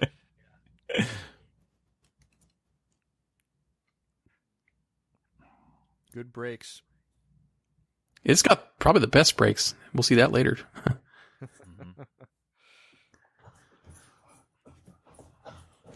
I love this too. Like, the cops are after him too, because they're just like, "What is going on?" And the way the cape flares out when he runs, it's a little deceptive because, from what I understand, that cape was pretty heavy since it was pretty solid leather. I thought they said they had like 11 different capes. They had the action cape. Right. Oh, that makes sense. Okay, yeah. But it looks great and flaring out like that. Oh yeah, it's almost like Batman's like, I gotta run with my cape looking cool, you know. So here's where we're getting close to is it Halloween yet? That I never saw until 2005. I always wondered why it mattered what their weights were. Like, shouldn't his stuff just work? Well, he probably has it tuned to a certain weight limit of like, it'll take me and Robin. I don't know. Right. I don't care. Okay, so maybe if it didn't exceed, maybe he would just have handed her the thing from the start or something. Yeah. Or she would have moved up faster. Yeah. Right. I mean, time you would think is of the essence. So maybe because she didn't weigh quite what she said, she moved up a little slower than he would have preferred. Mm-hmm. If you notice, all of those kicks connected. I love that. Check his wallet. Yeah. Yeah. Hey. These guys. That guy is carrying a wallet. I mean, my God. They're also wearing sunglasses at nighttime. And it's interesting that he let it go that far before he did the kip up. Right. You know, he definitely sold it. Never noticed this, but did you see that the Joker car had Christmas lights in the back? Yeah, yeah. Like framing it. Mm-hmm. As any it's a nice touch. Car does. And more than embracing the carnival. Yeah. Han Solo type of moment here, and it gets repeated in Batman Forever. Mm-hmm. More Indiana Jones, but that's what I meant. That's what I meant. That's what I meant. Harrison Ford. So same guy. Harrison Ford moment. Yeah. I thought this guy was Prince. Yeah, there you go. It would have been cool if it was Prince, but now you can totally tell it's the stuntman. Oh yeah, there's a lot of shots in this film where you can tell it's not. Yeah. Oh, there's Michael Keaton. You know. Yeah. Well, and it was kind of a Harrison Ford-esque moment, but it also did emphasize that scene or that moment in that scene in and of itself might be the biggest emphasis on Batman's fighting skills in this entire movie. Yeah, like he doesn't need to do all that stuff because he knows exactly what to do. Yeah. And he blocks those swords as they come in on his gauntlets. Yeah. Man, there's a lot of Batman fighting in this movie, now that you mentioned it. Mm-hmm. Yeah. I mean, it's not terrible. I mean, of course, now we're used to just a different level of action, but it's I still love it. It still makes me excited when I see all that. Mm-hmm. Well, especially considering that Burton didn't really have a lot of action experience before he did. Right. Yeah. Yeah. Well, just think about like how the scope and scale of this thing, you know, compared to what Burton had done before. It's just insane that this got pulled off. This is my favorite track on the soundtrack. Descent into Mystery. Absolutely. Those trees, everything is so perfectly like creepy. And the look on Keaton's face here, it's just classic Batman. Yeah. I mean, you touch on a good point, like Chris, with Burton's history in, you know, in filmmaking. Like at this time, it was Beetlejuice and Pee-wee's Big Adventure and, you know, like Frankenweenie and whatever stuff he did with Disney, you know. Just kudos to... This just goes to show just his ability to like put some shots together and tell that story that he's trying to tell. And especially if the more and more you read about this movie, like there was a lot of script writing going on as this was happening. Mm-hmm. And yeah, they didn't have the end figured out until they were shooting it. Exactly. Yeah. But this entire sequence is just... And I love how he turns on the light in her face. It's like, nope. Sorry about that, but told nope. Alfred, put a light in the car. Why, sir? I don't want Robin to figure out who I am. But this really does just emphasize the musical brilliance of Elfman. Yeah. Watch this without the music, and it would not play nearly as well. No. I mean, it would definitely be like awkward if it was just the shots between Vicky looking at him, and you'd be like, oh, there's a cool car in there too. But I kind of wonder what must be going through Elfman's head doing Justice League, since he's kind of competing with himself to a degree, at least when it comes to the Batman musical motifs. If he's going to carry forward what Junkie XL did, or if he's going to maybe allude to this a little bit, which that's love. The questions I have. I think the clear thing is just to do something completely new and not copy yourself or Junkie XL or anybody. But then again, he's got, this is the third film in a trilogy in a one way. So he's kind of, it would be a shame if he did not jump off of the previous scores from those. Can you imagine? Because I'm of two minds of doing something different and going back to just hinting at that. Dun, dun, dun. Oh man. I think people would love it. They would erupt. Well, and I mean, maybe I felt a little too harsh on it, but I was not really satisfied with what Junkie did with the Batman theme specifically in Dawn of Justice. So not at all. It would be. I feel like there are two themes too. There's like the a-hole Batman theme, which is the big dun dun dun dun dun. But there's other more lyrical part to it that you don't hear as much. I'm a bigger fan of that part. Well, and here's where we get really the only... I mean, they would do more in the Dark Knight trilogy a bit, but this is like Detective Batman. You don't get to see him actually doing the work, but it's just like, it's his brilliance that did that. Well, he went shopping. He said, let's go. And there's some scope on his desk there. Shopping. Okay, this scene right here. I love his eyes. Yeah. The eyes, yeah. Burton's ability to evoke the glowing eyes without having the just sheer white comic book eyes. It's brilliant. It reminds me of Dracula of Bela Lugosi, where they have that scene of his eyes. Yeah. You know what I'm talking about? Such a callback to that. But also a callback to Batman. Reinterpreted with new... I mean, that was the value that he brought. New eyes to a long-standing legend.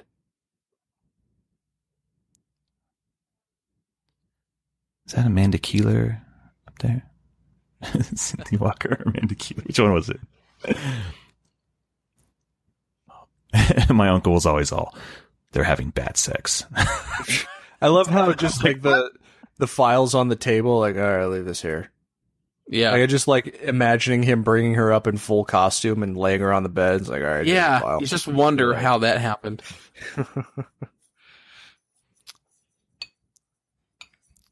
Like, couldn't you at least put her head on the pillow? Yeah, right. He just dropped her off. She's got a teddy bear. It's very strange. Well, she does a thing.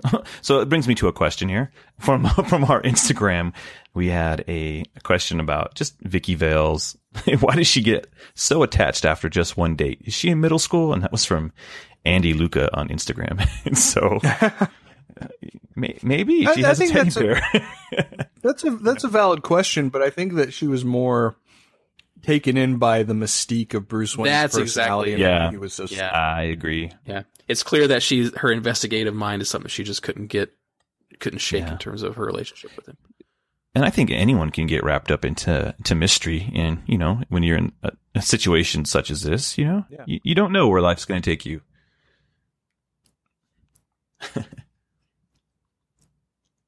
How many TVs does this guy go through, honestly? Yeah.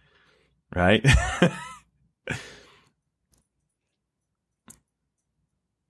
It's like, Bob, go get a TV. Go over to Sears and Roebuck and get another TV.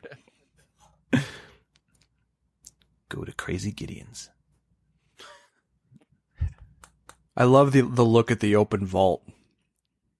Yeah. Oh wait, no, that's not right now. It's later. It's later.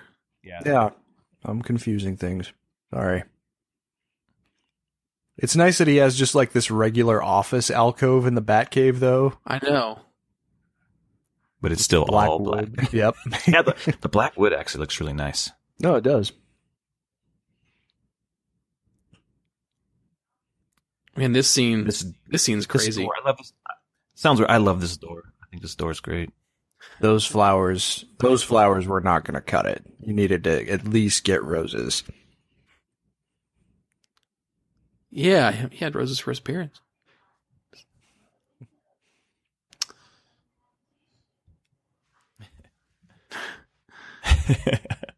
I love the parallel that will be here later. Yeah. I was just thinking that. A what? Look, she already has tons of flowers. Oh, that's true. Thanks for the 2. Bruce makes the same observation that I kind of wonder. So Joker makes that observation too. So was he listening, or is it just like, wow, this place does have lots of space? Oh, that's true. Bruce may own that building. He's going, man, I'm charging way under what I should be. He's like, I didn't know. This is a nice scene, though. I like the back and forth between them a little bit.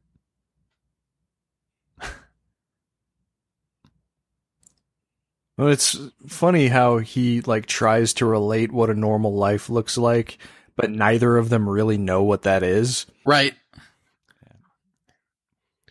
She's like mime up. So the first thing he thinks of is just these hollow things like you get up, and you eat breakfast, and I don't know what to say after that. Like any Leave It to Beaver episode, right? Yeah. Go to a non-identified workplace.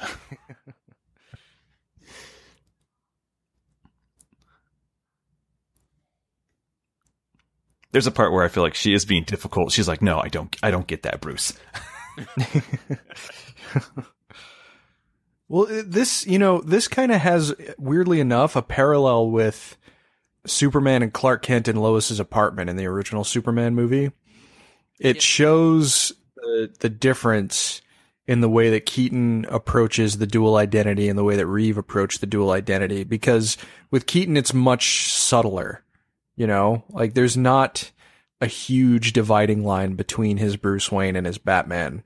Yeah. But there is still a dividing line. It's just a very fine one. Right. And I do think you get the sense that he does feel more comfortable in Batman's skin than Bruce Wayne's in this film. Right. Yeah, absolutely. And I like how Vicky's trying to be overly supportive and it's just making him more uncomfortable. Kim Basinger did a nice job with that. Yeah. Yeah, Kim Basinger in general, I think she's pretty underrated in this film, to be honest. Yeah, I think I think so. That serves a really good role to the story. Yeah, I definitely don't see Sean Young in this movie. That was it's hard to imagine. That was a happy accident. It's interesting how the female roles in these first two films, where it's going to be somebody, and then the replacement came at the last second, basically, for both this and Catwoman, even Batman Forever, because it was going to be Rene Russo. Yeah, and then went to Kidman. Oh, that's right. I forgot about that. Popcorn. You're gonna get it. Yeah. Yeah. Just she had tons to do. She was making popcorn. She braided her hair. She had nothing going on. Why is there? Yeah, wasn't that popcorn just sitting on the mantle too? It's like, that's my emergency popcorn. Exactly. That's like you knew somebody was watching movies the night before. Oh, you just have popcorn out, huh? Yeah. The creepy laugh after he breaks the mask. I was a little confused that how not green his hair is. Like how's in this scene, it's like green, but it's got streaky black hair in it too. I'm like, you see the white in it too.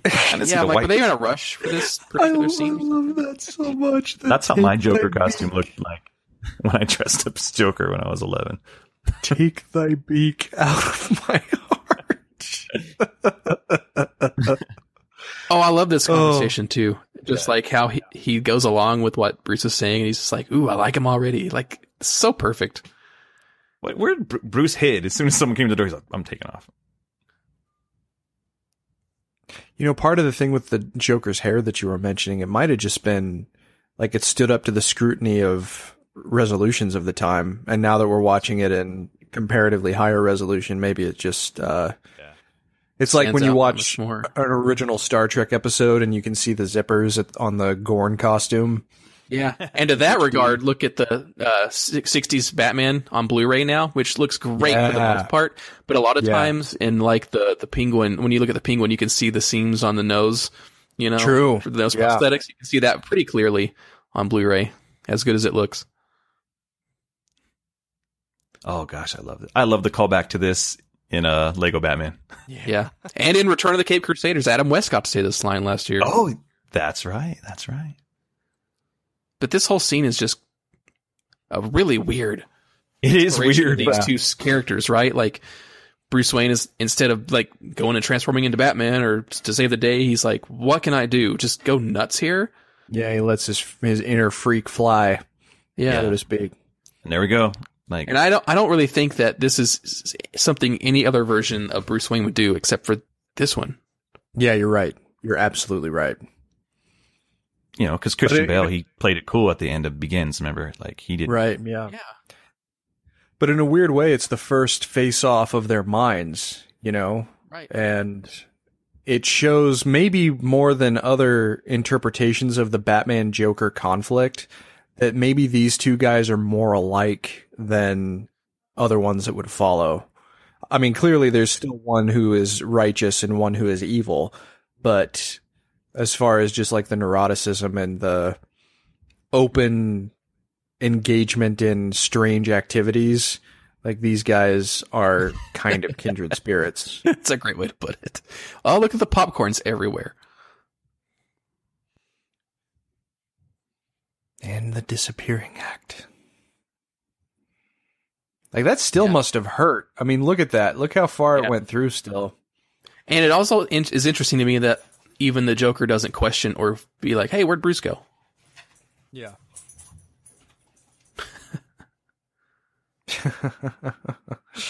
Oh, dead flowers. That's kind of funny. That's like the burning fire truck to a lesser degree from The Dark Knight. Mm-hmm.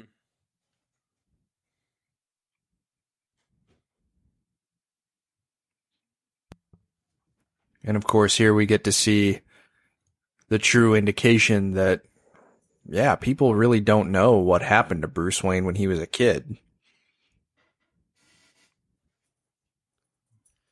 Well, it was as he traveled the world, he just faded into obscurity. You know, that's kind of the take. I think that's one of the implications that you can infer, especially as a comic book fan. And kudos on the casting. I don't know what this young actor's name was who played Child Bruce, but he does a good job. Yeah, in what little scenes we see him in.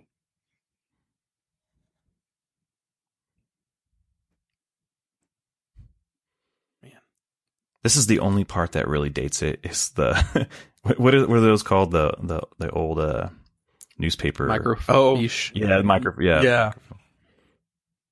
Here's your vault. But yeah. Yes. Oh, that's so cool. It's much better than the bat hangers we get in Batman Returns, I must say. Yeah. Yeah. True. And it's almost like you see this like from Batman Begins as in where he keeps his suit seems to have some sort of significance to him. Yeah, like it's funny. It's almost a gigantic vault. So if someone broke in, they wouldn't find the suit, but they wouldn't think he's protecting he's protecting his totem, you know? Yeah. But it's also kind of weird, like in the Batman Returns vault, he also has 3 dummies fully suited up in it, doesn't he? Yeah. And he walks through them when he comes out. It's cool.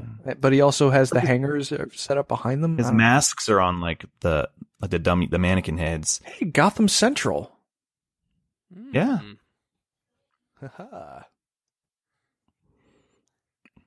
We're either on City Hall steps or by the Monarch Theater. That's where we are in this film. Yeah, I don't think that set was overly large.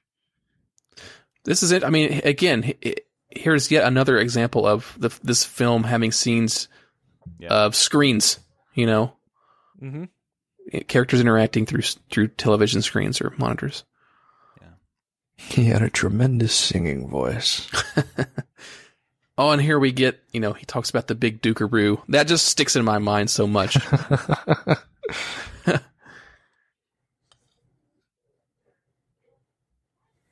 I like how everyone's looking at him, even though he's on a screen. It's like I There's a radio. Like it.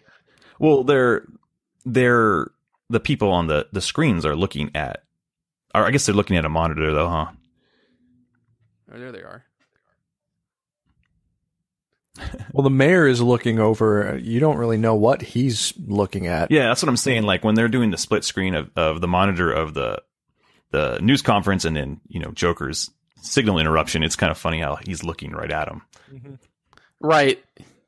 It's a storytelling convenience. Yeah, no, I like it. I like it. It's just kind of a funny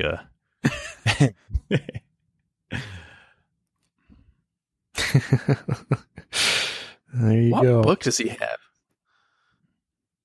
That's a good question. It's just when you're of high society and you have wealth, you read books. Yeah. You wear sweater vests, but yet he's got these gloves on, which is interesting. Is probably because they're white hands. Yeah. He's trying to hide his true visage. Yeah. And it also gives him like a sinister quality too. The leather gloves. Yeah. And it's such a good line to transition into this. It's like, I have taken off my makeup. Let's see what you can do. Like he obviously hasn't, but it's making Bruce think about it. Right. And transitioning into this again through a monitor, a TV screen. It's just cool. Steve Jobs is Batman. Yeah, he's got the turtleneck going. And the Levi's and the glasses. Gotham Globe. This is what he did right before the iPhone 4 presentation. My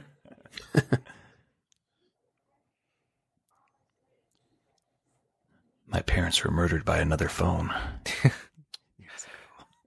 Watching Footlight Frenzy instead of Zorro. He is really expressive right before it cuts to the flashback. Mm-hmm. You know, you could see him just thinking back to the moment that set him on his course.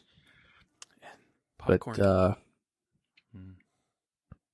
it is interesting that they chose Footlight Frenzy as opposed to Zorro. But yeah, we wouldn't actually get Zorro on the screen in the origin until Dawn of BVS. Justice. Yeah. Yeah.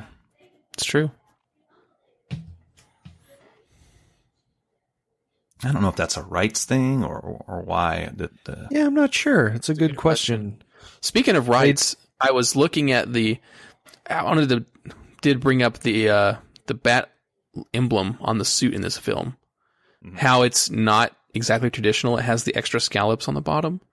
Yeah. And I always thought that meant that was kind of like a coat of arms, like a cross almost.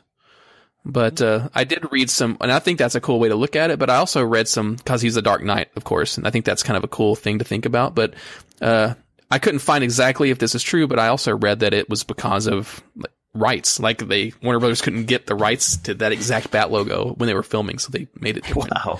But I don't know if that's true.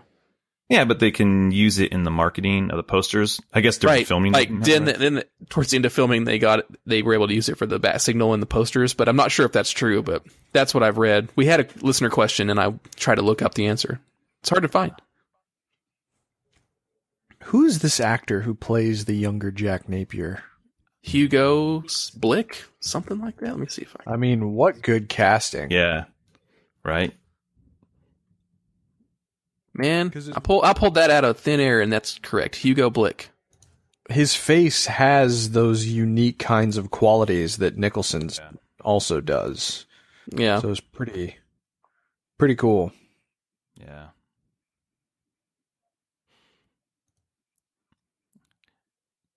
Oh, and there's Alfred's gonna handle business. How could you, Alfred? What do you do at that moment? You just... Alfred?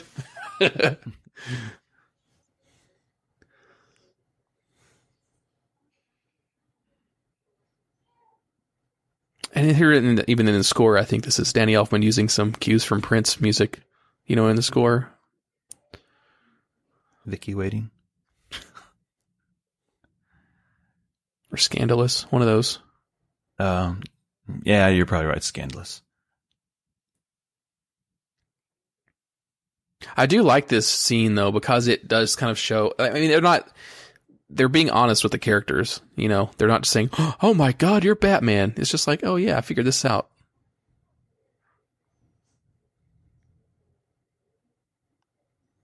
I'm going to get in my custom coupe. Nice. That's Batman Returns. Oh, that custom coupe is awesome. Got the turtleneck. I kind of don't believe him when he says, I tried to avoid all this, but I can't. I mean, I get the impression that this is what he wanted, Right. Well, he couldn't avoid Alfred getting in the way. Right. Alfred's going to do what he wants. And here we go. Here's the suit up moment. This is great. Yeah. First of its kind, really. Yeah. I just remember the Del Taco commercials when this came out, and they'd always have the upshot at the end here. Oh man, I miss Del Taco. Del Taco. Oh no, I'm sorry, not Del Taco. Taco Bell. Oh, it's Taco Bell. Okay, yeah, that makes sense. Blasphemy. Sorry, blasphemy. I am a Del Taco connoisseur, but no, I think it's bookended here. Like if you look at fast food promotions, Batman and Robin had Taco Bell. Batman Returns and Batman Forever had McDonald's. Yeah, that's true. Which is weird because you had the Diet Coke stuff, and Taco Bell was a Pepsi product. I don't know. Yeah. I don't know if it was back then or. Then you had cereal. I used to have. The comic shop I worked at had an unopened box of that cereal when I left there in 2013. I have one, and I wonder if it's still there. Yeah, I have the bank somewhere. The bank. It's kind of awesome. I have the bank too. How many people did Batman just kill? That's a good question. Yeah, we haven't done our kill counts. This is when it really starts right here. Yeah. Probably, I'm going to say of the Joker's gang, maybe 20 and then innocent scientists on the payroll. Yeah. And then, another great score. Batman pulling Iron Man here. Yeah.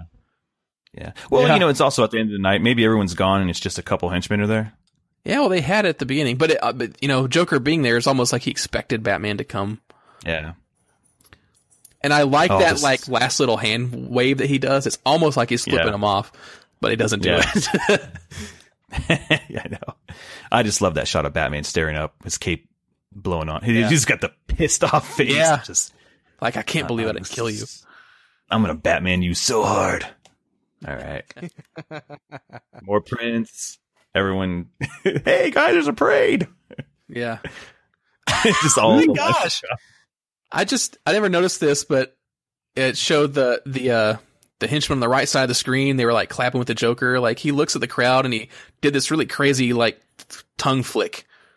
I never noticed that before. Yeah, that's true. Kind of amazing. I was really happy when they included this part in the Arkham Knight Batman 89 racetrack. Oh, really? Is that in there?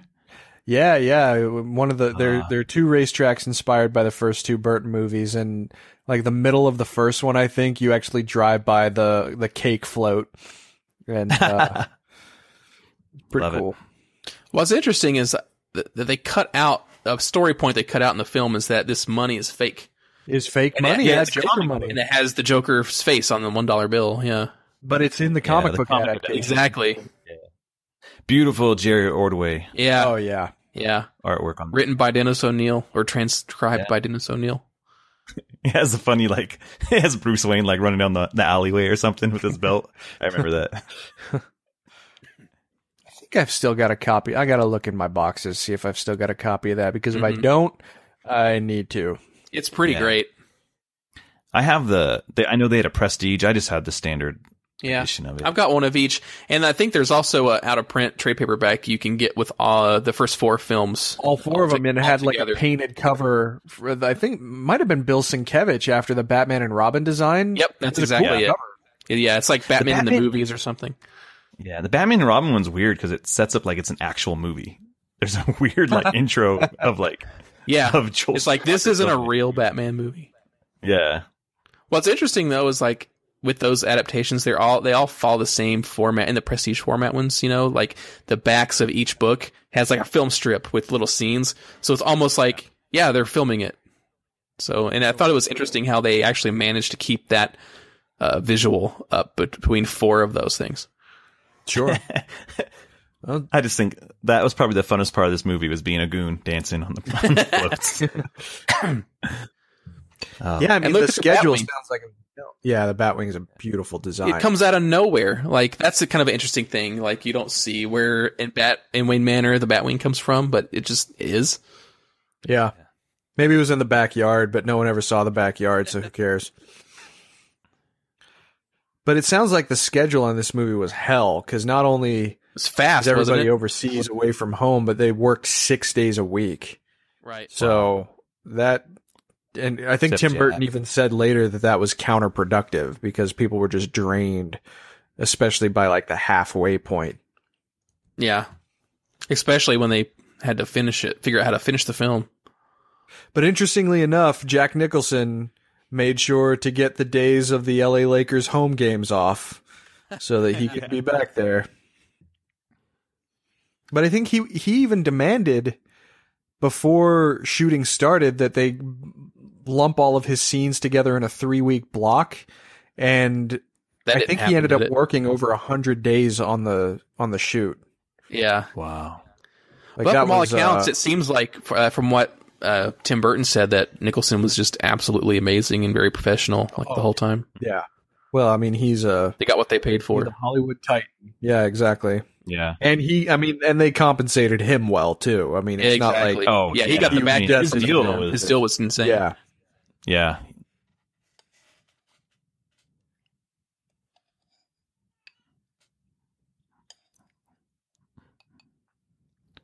You're like Lois Lane and Jimmy Olsen in one, Vicky.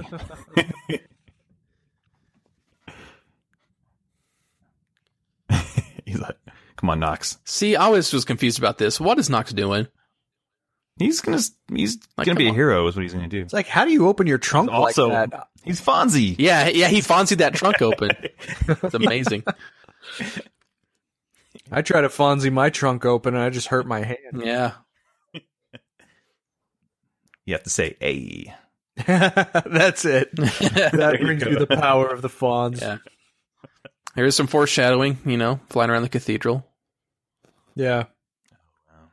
And, something that I don't think gets quite enough credit in this movie, this is all model work, and the models are phenomenal. Yeah. Models and matte paintings.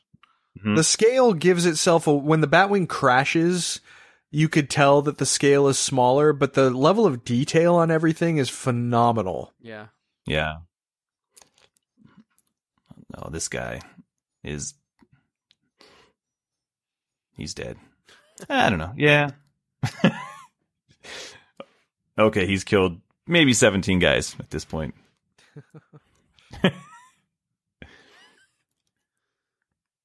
I love the designs of all the float balloons. Yeah. Float balloons. Love them. Yeah.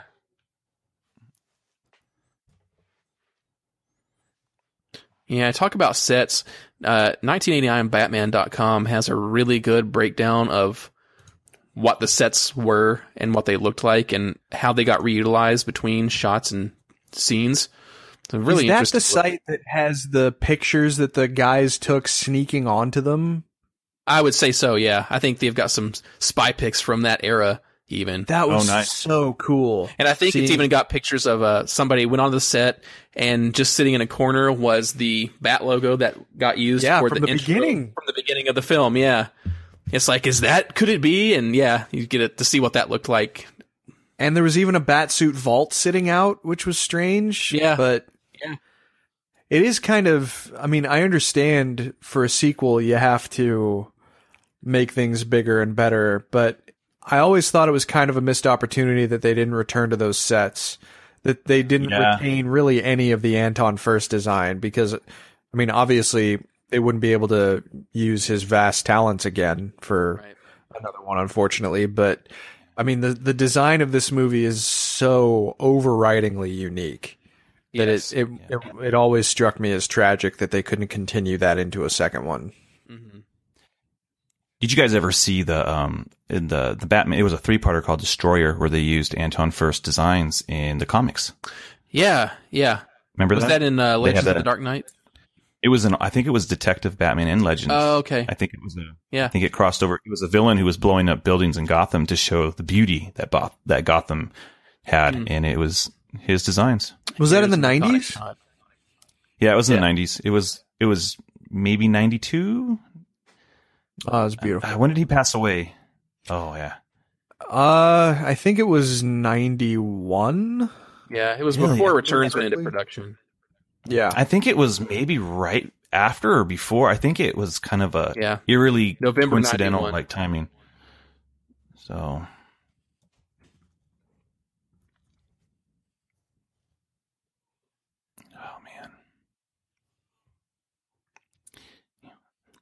gloves are always hard to use on buttons and knobs and stuff. It's just side note. Yeah, try typing in the back computer with those things on. Yeah. Doesn't work well. Well, and thankfully, at the very least, Furst was recognized with an Oscar for this. Because it really is career-making production design. Right. Mm-hmm. The idea to have different styles of architecture clash to try and emphasize that Gotham is a hellish metropolis erupting from the earth is just brilliant. Yeah, I've got a quote from him from the press kit as well. It says that Anton Furst described the overall style of Batman was believable unreality. And he said that, imagine a city where there's been no planning or zoning controls. It's like hell had erupted through the pavement and kept on growing. And that was his foundation for the design. So he wanted a period view of the future. And he says it's Gotham is based on the worst aspects of New York. In New York, you get the zoning. They actually try to step the buildings back to get light into the streets. Imagine going back 200 years and there's been no planning commission. We ended up with this rather interesting idea of canyons with cantilevered forward structures and bridges over them. That way, there's just a little light and we compressed and condensed the city even more, stretching it higher. In the end, you start developing your own style. It's just that the sheer potpourri, this almost Dada-esque juxtaposition of styles, ends up with its own style. I mean, they put a lot of effort into this. Yeah. And it shows. I mean, that's the important part. This is probably the most distinctive vision of Gotham City that's ever been committed to film. I mean, not that I think it's short-sighted to say that there's no value to be found in Schumacher's contributions, right? Because that production design was also very unique and it was interesting, and it kind of decided to take a more glitzy approach. But what was done here is probably it has a tinge of fantasy to it, right? But just a little bit, and just enough to let you know it's another place. Yeah, and I think that comes from the juxtaposition of styles. Like they talk about in this too, about how Chicago skyscraper architect Louis Sullivan, the Japanese architects Shin Takamatsu, Spanish Art Nouveau, in Russian constructivist design, and German fascist architecture. Like they combine all that. That's Gotham. Yeah. And this, I think that the Germanic influence is really overriding on the cathedral. It looks like it has kind of stepped out of, in a way, kind of like Nazi Germany era type of harshness. And, the statues looking down on the city populace. It feels very, very deco, which is awesome. But I mean, like, Barbara Ling did a good job with the Schumacher movies, and I think who designed Batman Returns? It was the same guy that designed Thor. Bo Welch? Can't think of Bo Welch. Yes, Bo Welch. Yeah. I think Bo Welch might have had the right idea, but to me the thing that works against Batman Returns just from a set design perspective is that you can totally tell that it was shot on a lot. On a soundstage, yeah. Yeah. And you don't get that impression at all in 89 except for the interior scenes. Right. Opening it up. It was all Pinewood, right? Yeah, exactly. So it's just this giant studio where they can make some of this stuff happen. Right. And I took the Warner Brothers set tour on my honeymoon this past March, and it sounds like Batman Returns occupied virtually every soundstage on the lot, and you could tell. I mean, it was a huge production.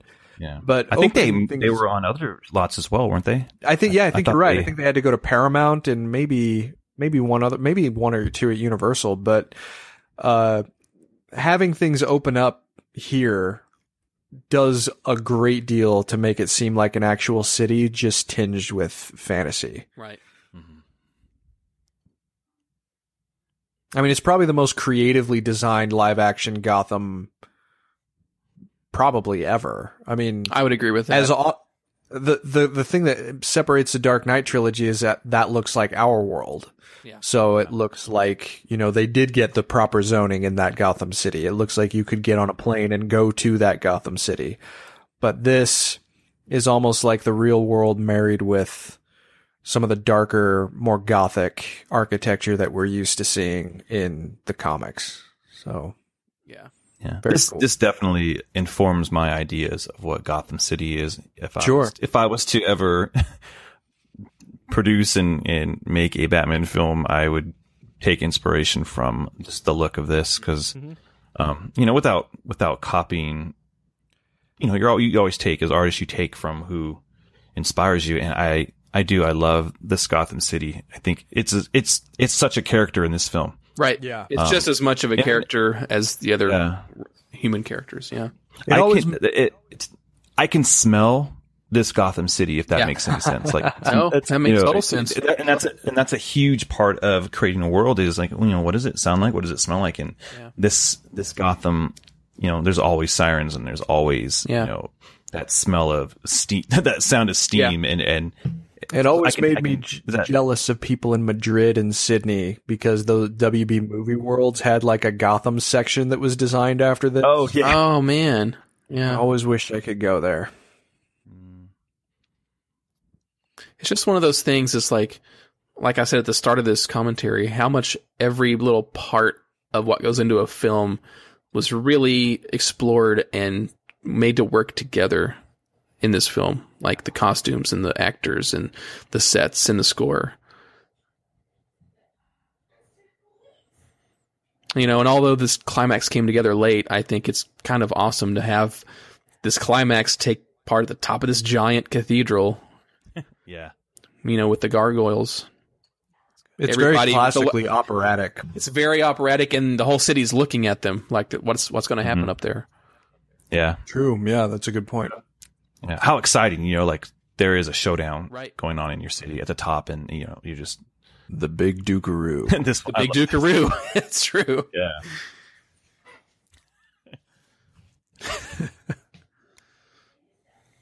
Did Batman kill that guy? It's coming, Ryan. It's severely. Coming. Just give it a second. It's coming. Oh, okay. Here we go. Kill that guy. That scream is just insane. It's probably the most brutal fight Batman's been in on film. You know, I always loved the way that when he turned around, the cape just kind of followed him around. Yeah. I always thought that looked really good. While he's fighting? When the guy jumps in and he turns around after he's fallen, and you see the cape just like flutter and follow around him. Yeah, and that wasn't even Batman's fault. That guy did that to himself. You think this is more brutal than the warehouse Martha rescue? Well, I feel like how this guy's pounding on him. I mean, this guy is getting licked. Yeah, well, and you get the classic like fight scene, like punch sounds. I think that's kind of awesome, actually. Yeah, I mean, the Martha rescue's that's just a whole different beast, you know. But it's just, man, Batman's just getting he's getting worked. Yeah. Affleck Batman would have made mincemeat of this guy. Basically. Oh yeah, oh for sure. You know? He would have bust through the wall. Yeah, yeah. He probably would have just fell through the ground because he's so massive. Or grappled the bell from a distance and then just knocked it into his head. Yeah. This is like Batman's he's playing with him at this point. When he jumped off the bell, I love the music crescendoed at that point. Yeah. Yeah. It's a nice little touch. But yeah, here's that those punches. Exactly. Yeah. It's a tactical roll too. Fight scene. Yeah, I love that shot where he just like rolls backward and like stands up. Yeah. It's so good. Yeah. Especially it's an extra compliment that they were able to manage that in that outfit. Mm-hmm. Yeah. And is he setting him up? That's the other thing. Is he setting him up? Does he know? Yeah. Yeah, that's a good point. Okay, he totally killed that guy. Yeah, he definitely. But then you see when on the shot, Batman actually lets go as the legs go down. I know. So what happens? Does he just use the grapple gun? He just grappled back up. We didn't. Yeah, that's what happened. There's some gravity issues here. Yeah. I don't need every scene explained to me. Well, it's Dark Knight Rises, you do. I do. For that one, I do. It's based in reality. It's a hyper realistic world. I need things written out for me. And the score here is so good. Yeah. Yeah, I think is it La La Land or somebody that has an expanded score for this. They even were able to find some like source tracks for some of this stuff, and you can hear like the orchestra like going wild with it and playing with it and just going nuts, like outtakes almost. It's really good stuff. Good job, Vicky. She's trying to buy time for him. Exactly. I love how she got the little hair in her mouth or fiber. Right.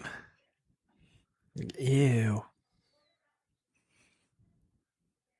And purple. I had the coolest folder in 6th grade of this movie. It was like this montage shot of scenes, and everyone thought it was the coolest. And I still, at that point, did not see the movie until a few months later, until Dad brought it home. It's so weirdly off-putting when he uses his regular speaking voice in the costume. Yeah. Right. And speaking of the costumes, it's kind of awesome how beat to crap it looks right here. Yeah, true. Just like all the pretense is being dropped now. Right. There's no showmanship. These guys are who they are. They are fully in their elements of their identities, and they're just beating the living hell out of each other. Or and this at is least it's one-sided, you know. Yeah, but in this case, it's yeah. I did find that interesting. You know, Jack Nicholson's Joker doesn't really put up that much of a fight. He's not much of a fighter here. Batman's just bullying him right here. He's just as I was saying, this is reminiscent of the the Killing Joke scene, the fight in the funhouse. It kind of reminds me of that type of altercation. Yeah, I can see that. But just a little bit. Mm-hmm. It would have been nice to have a. It's more of a philosophical. Yeah. If Joker could have one upped him at one point, just for a moment, and then. Well, here's the moment. Well, the glass. I love that. I love that he's got props. Yeah, you know, as far as like a philosophical confrontation is concerned, this is like the last one that we got before we ended up getting the interrogation room in The Dark Knight between these characters. Yeah. But I mean, it's really interesting to watch, to see how their minds clash. It's not quite as satisfying as it could be because there's such a lack of a personal perspective, I suppose, especially when compared to the interrogation room. But I mean, there was nothing like this when it came out, and it's great to see both of them kind of chewing the scenery to a degree, but that's what makes it really fun to watch. Yeah. Now what's about to happen, I'm conflicted on it. Like, do you feel like it's a cop-out almost, what happens and how it happens? Yeah, a little. I mean, it feels kind of, it's a little bit of a misuse of this term, but it's a little bit of a Deus Ex Machina. Like, yeah, well, yeah. Yeah. There's not a true... It's like, this needs to happen, so we're going to make it happen. Right. Yeah. There's not a true fight between them. Joker's a little punch drunk. Hey, Batman. Right. Yeah. It's awesome that he calls it Batman. I love the gargoyle. Yeah. Yeah. The gargoyle's great. What are you laughing at? So yeah, I mean, as far as like the conflict resolution is concerned, it's not as satisfying as it could be. Because the movie's building to this moment. Yeah.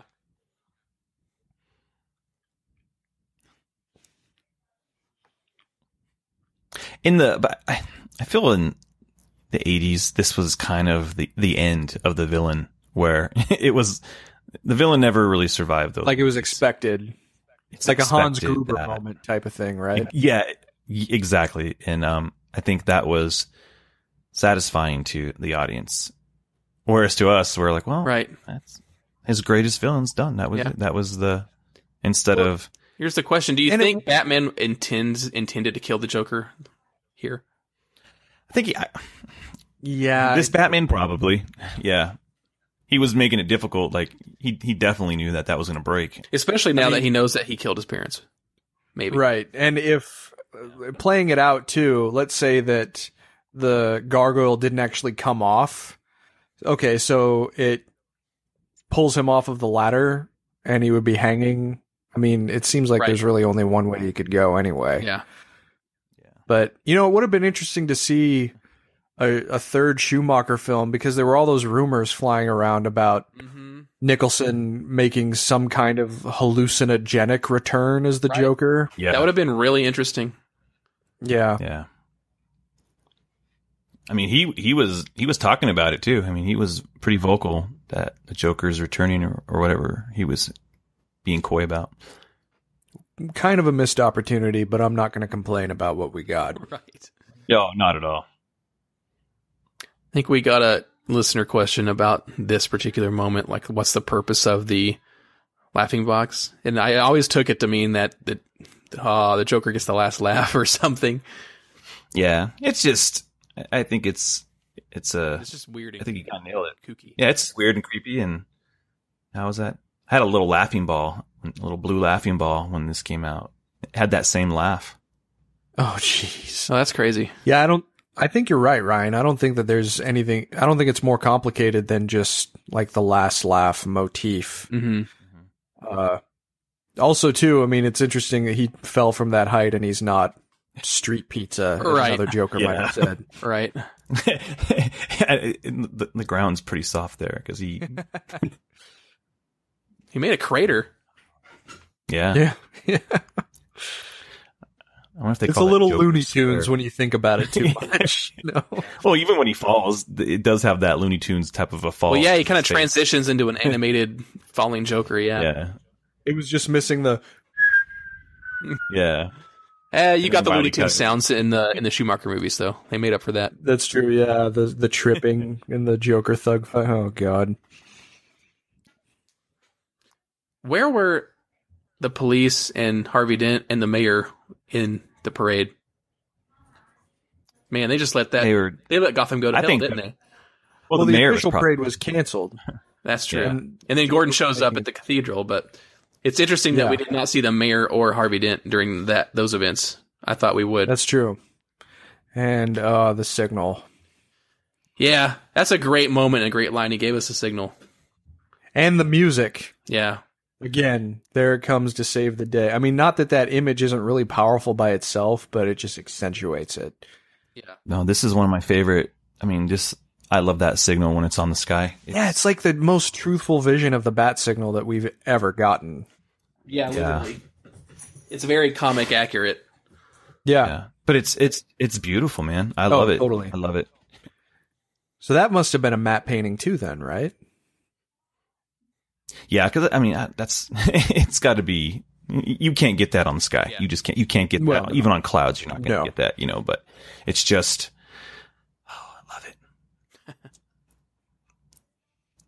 And Batman's got everything, planned out. He's got the signal rolled out. He's got the He managed score. to drop that off. Yeah. He's got that.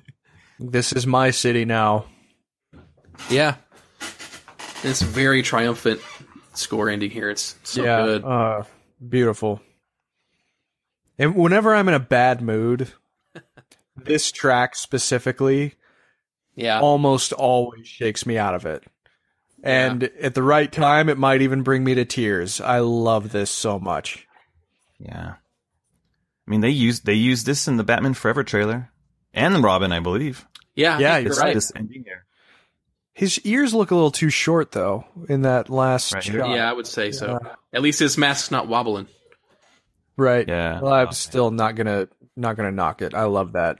Yeah. It's kind of like as far as just like the final shot is concerned, perfect ending. Yeah. Yeah. Yeah. And the trading card said he leaps into his next adventure. Did you guys ever have the trading card? Yeah. That was one of the questions. I still have an open packs of it. I can get some of that gum right now. I think I have I one actually pack. Really? I have Series 2 packs. I was right about now. to say Someone that. sent It was so popular, they did a second series. Oh, cool. Yeah, they just had a yellow border instead of the white. I have a whole set in my in the garage somewhere. I have like a binder of the cards. Yeah. I had an army of the toys. That's for sure. I think I had like 6 different Batman figures from Toy Biz where the belt was the rope the on grappling it, hook. Yeah. Yeah. I had tons of the Toy Biz stuff, and then I had a lot of the Dark Knight Collection Kenner stuff the Kenner afterwards. Yeah. And it goes to... We covered that on the Batman on Film. We did a toy episode. Yeah. I don't know what number it was, but we talked about all go back there. Yeah, it was great. Yeah. All the movie toys. I think we got through all of it. Well, a good chunk of it. Pretty sure. Yeah. Yeah. And conductor Shirley Walker. Yeah. Yeah. Beautiful. Oh man. Yeah, that's there's never a bad time to watch Batman 89. Absolutely. I think that much is true. I know, man. This went by really fast. It did. Like you start Yeah, trying to talk over it and just like, oh, this moment's cool. That moment's cool. This character's cool. And then before you know it, it's over. Yep. Yeah.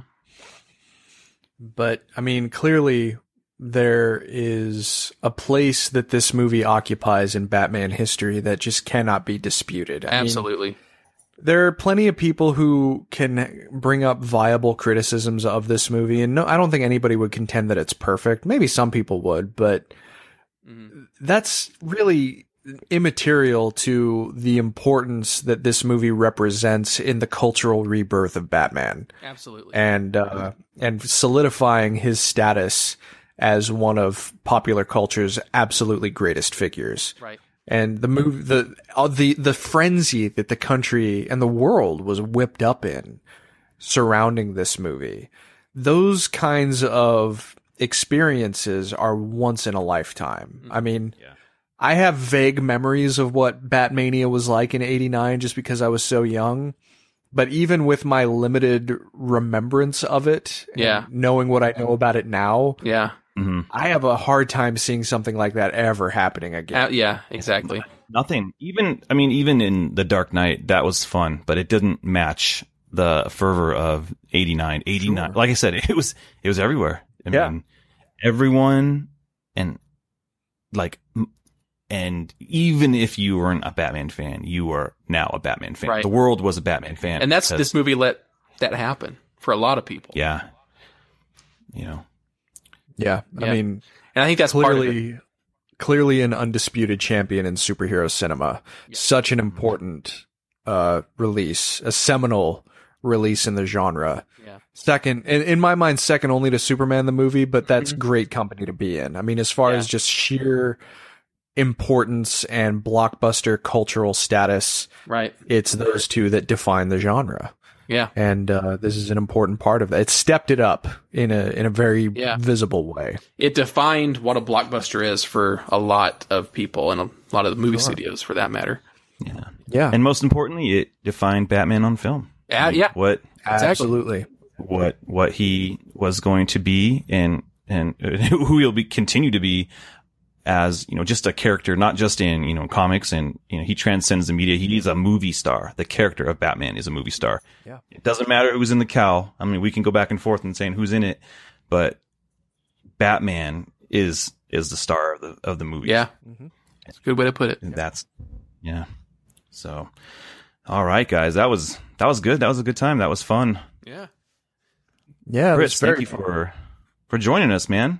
Oh, thank you very much for having me. I like I said, I've always got time to watch Batman '89, and I've always got time for Batman on film. So much appreciate the invite.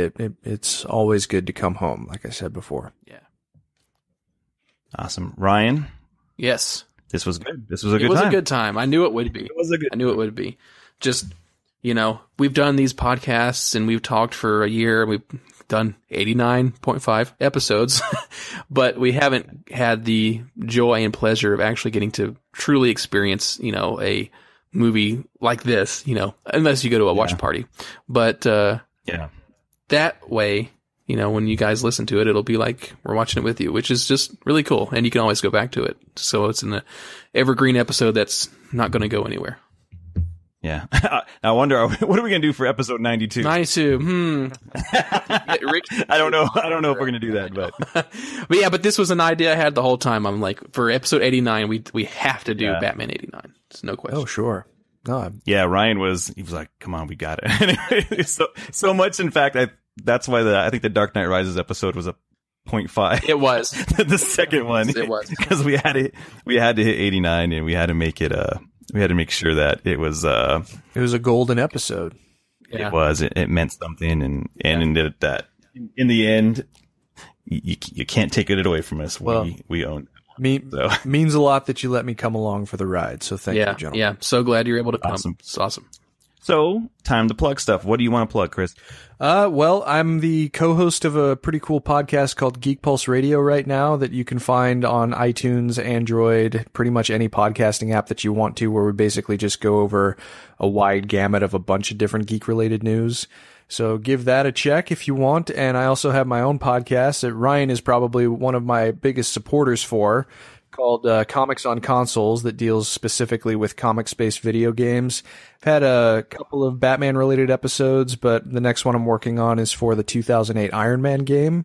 So keep a lookout for Comics on Consoles. And, of course, I write a column every week at movies.com that deals with comic book cinema, so check that out, too. On Twitter at Chris Clow. I guess I should throw that in. Yeah, it's kind of I feel like kind of a jerk. It's like, hey, follow me on Twitter, but Yeah, you should. No, it's good. It's good because you have good things to say on there. So, Oh, well, thank you. Thank you very much. Ryan. Yes. Well, follow me on Twitter at SMB_Ryan. That's all I got. Oh yeah. Follow the, Robin Everyone Loves a Drake podcast, which is really awesome, at ELTD podcast and on the BatmanNetwork.com webpage. And every once in a while, Ryan posts awesome stuff like all of his copies of Batman 89. That's true. Just That's worth true. following on that basis alone. There is, way too much Batman, on my Twitter. So if you like that, which you should, that's where you should go. You mean just enough Batman? Just enough Batman. It's the perfect. Just enough. There's never enough Batman. Come on. That's true. No. All right. And you can follow me at J_Rocka on Twitter. And if you want to follow and hear the sound of my voice some more, you can check out the Let's Go podcast and the Let's Go comic show at www.letsgocast.com. So for Chris and Ryan, my name is Justin. Batman on film, authoritative, definitive, the original. The dadgum original. The dadgum original, as Bill would say. Hey now! You've been listening to the Batman on Film podcast, a proud member and the sponsor of the Batman Podcast Network, BatmanPodcastNetwork.com. You can listen to the BOF podcast on iTunes, YouTube, Stitcher, Google Play Music, iHeartRadio, Spreaker, TuneIn, and wherever good podcasts like this one can be found. Want to advertise on the BOF podcast? Go to advertisecast.com/the Batman on Film Con podcast. Follow Jet on Twitter at Batman on Film and on BOF's Facebook fan page at facebook.com/jet.batmanonfilm. Email Jet via jet@batman-on-film.com. Follow Rick on Twitter at ShoeRick and on Facebook at facebook.com/BOF-Shoe. For Jet, Rick, Justin, and Ryan, I'm announcer Rachel. Thanks for listening.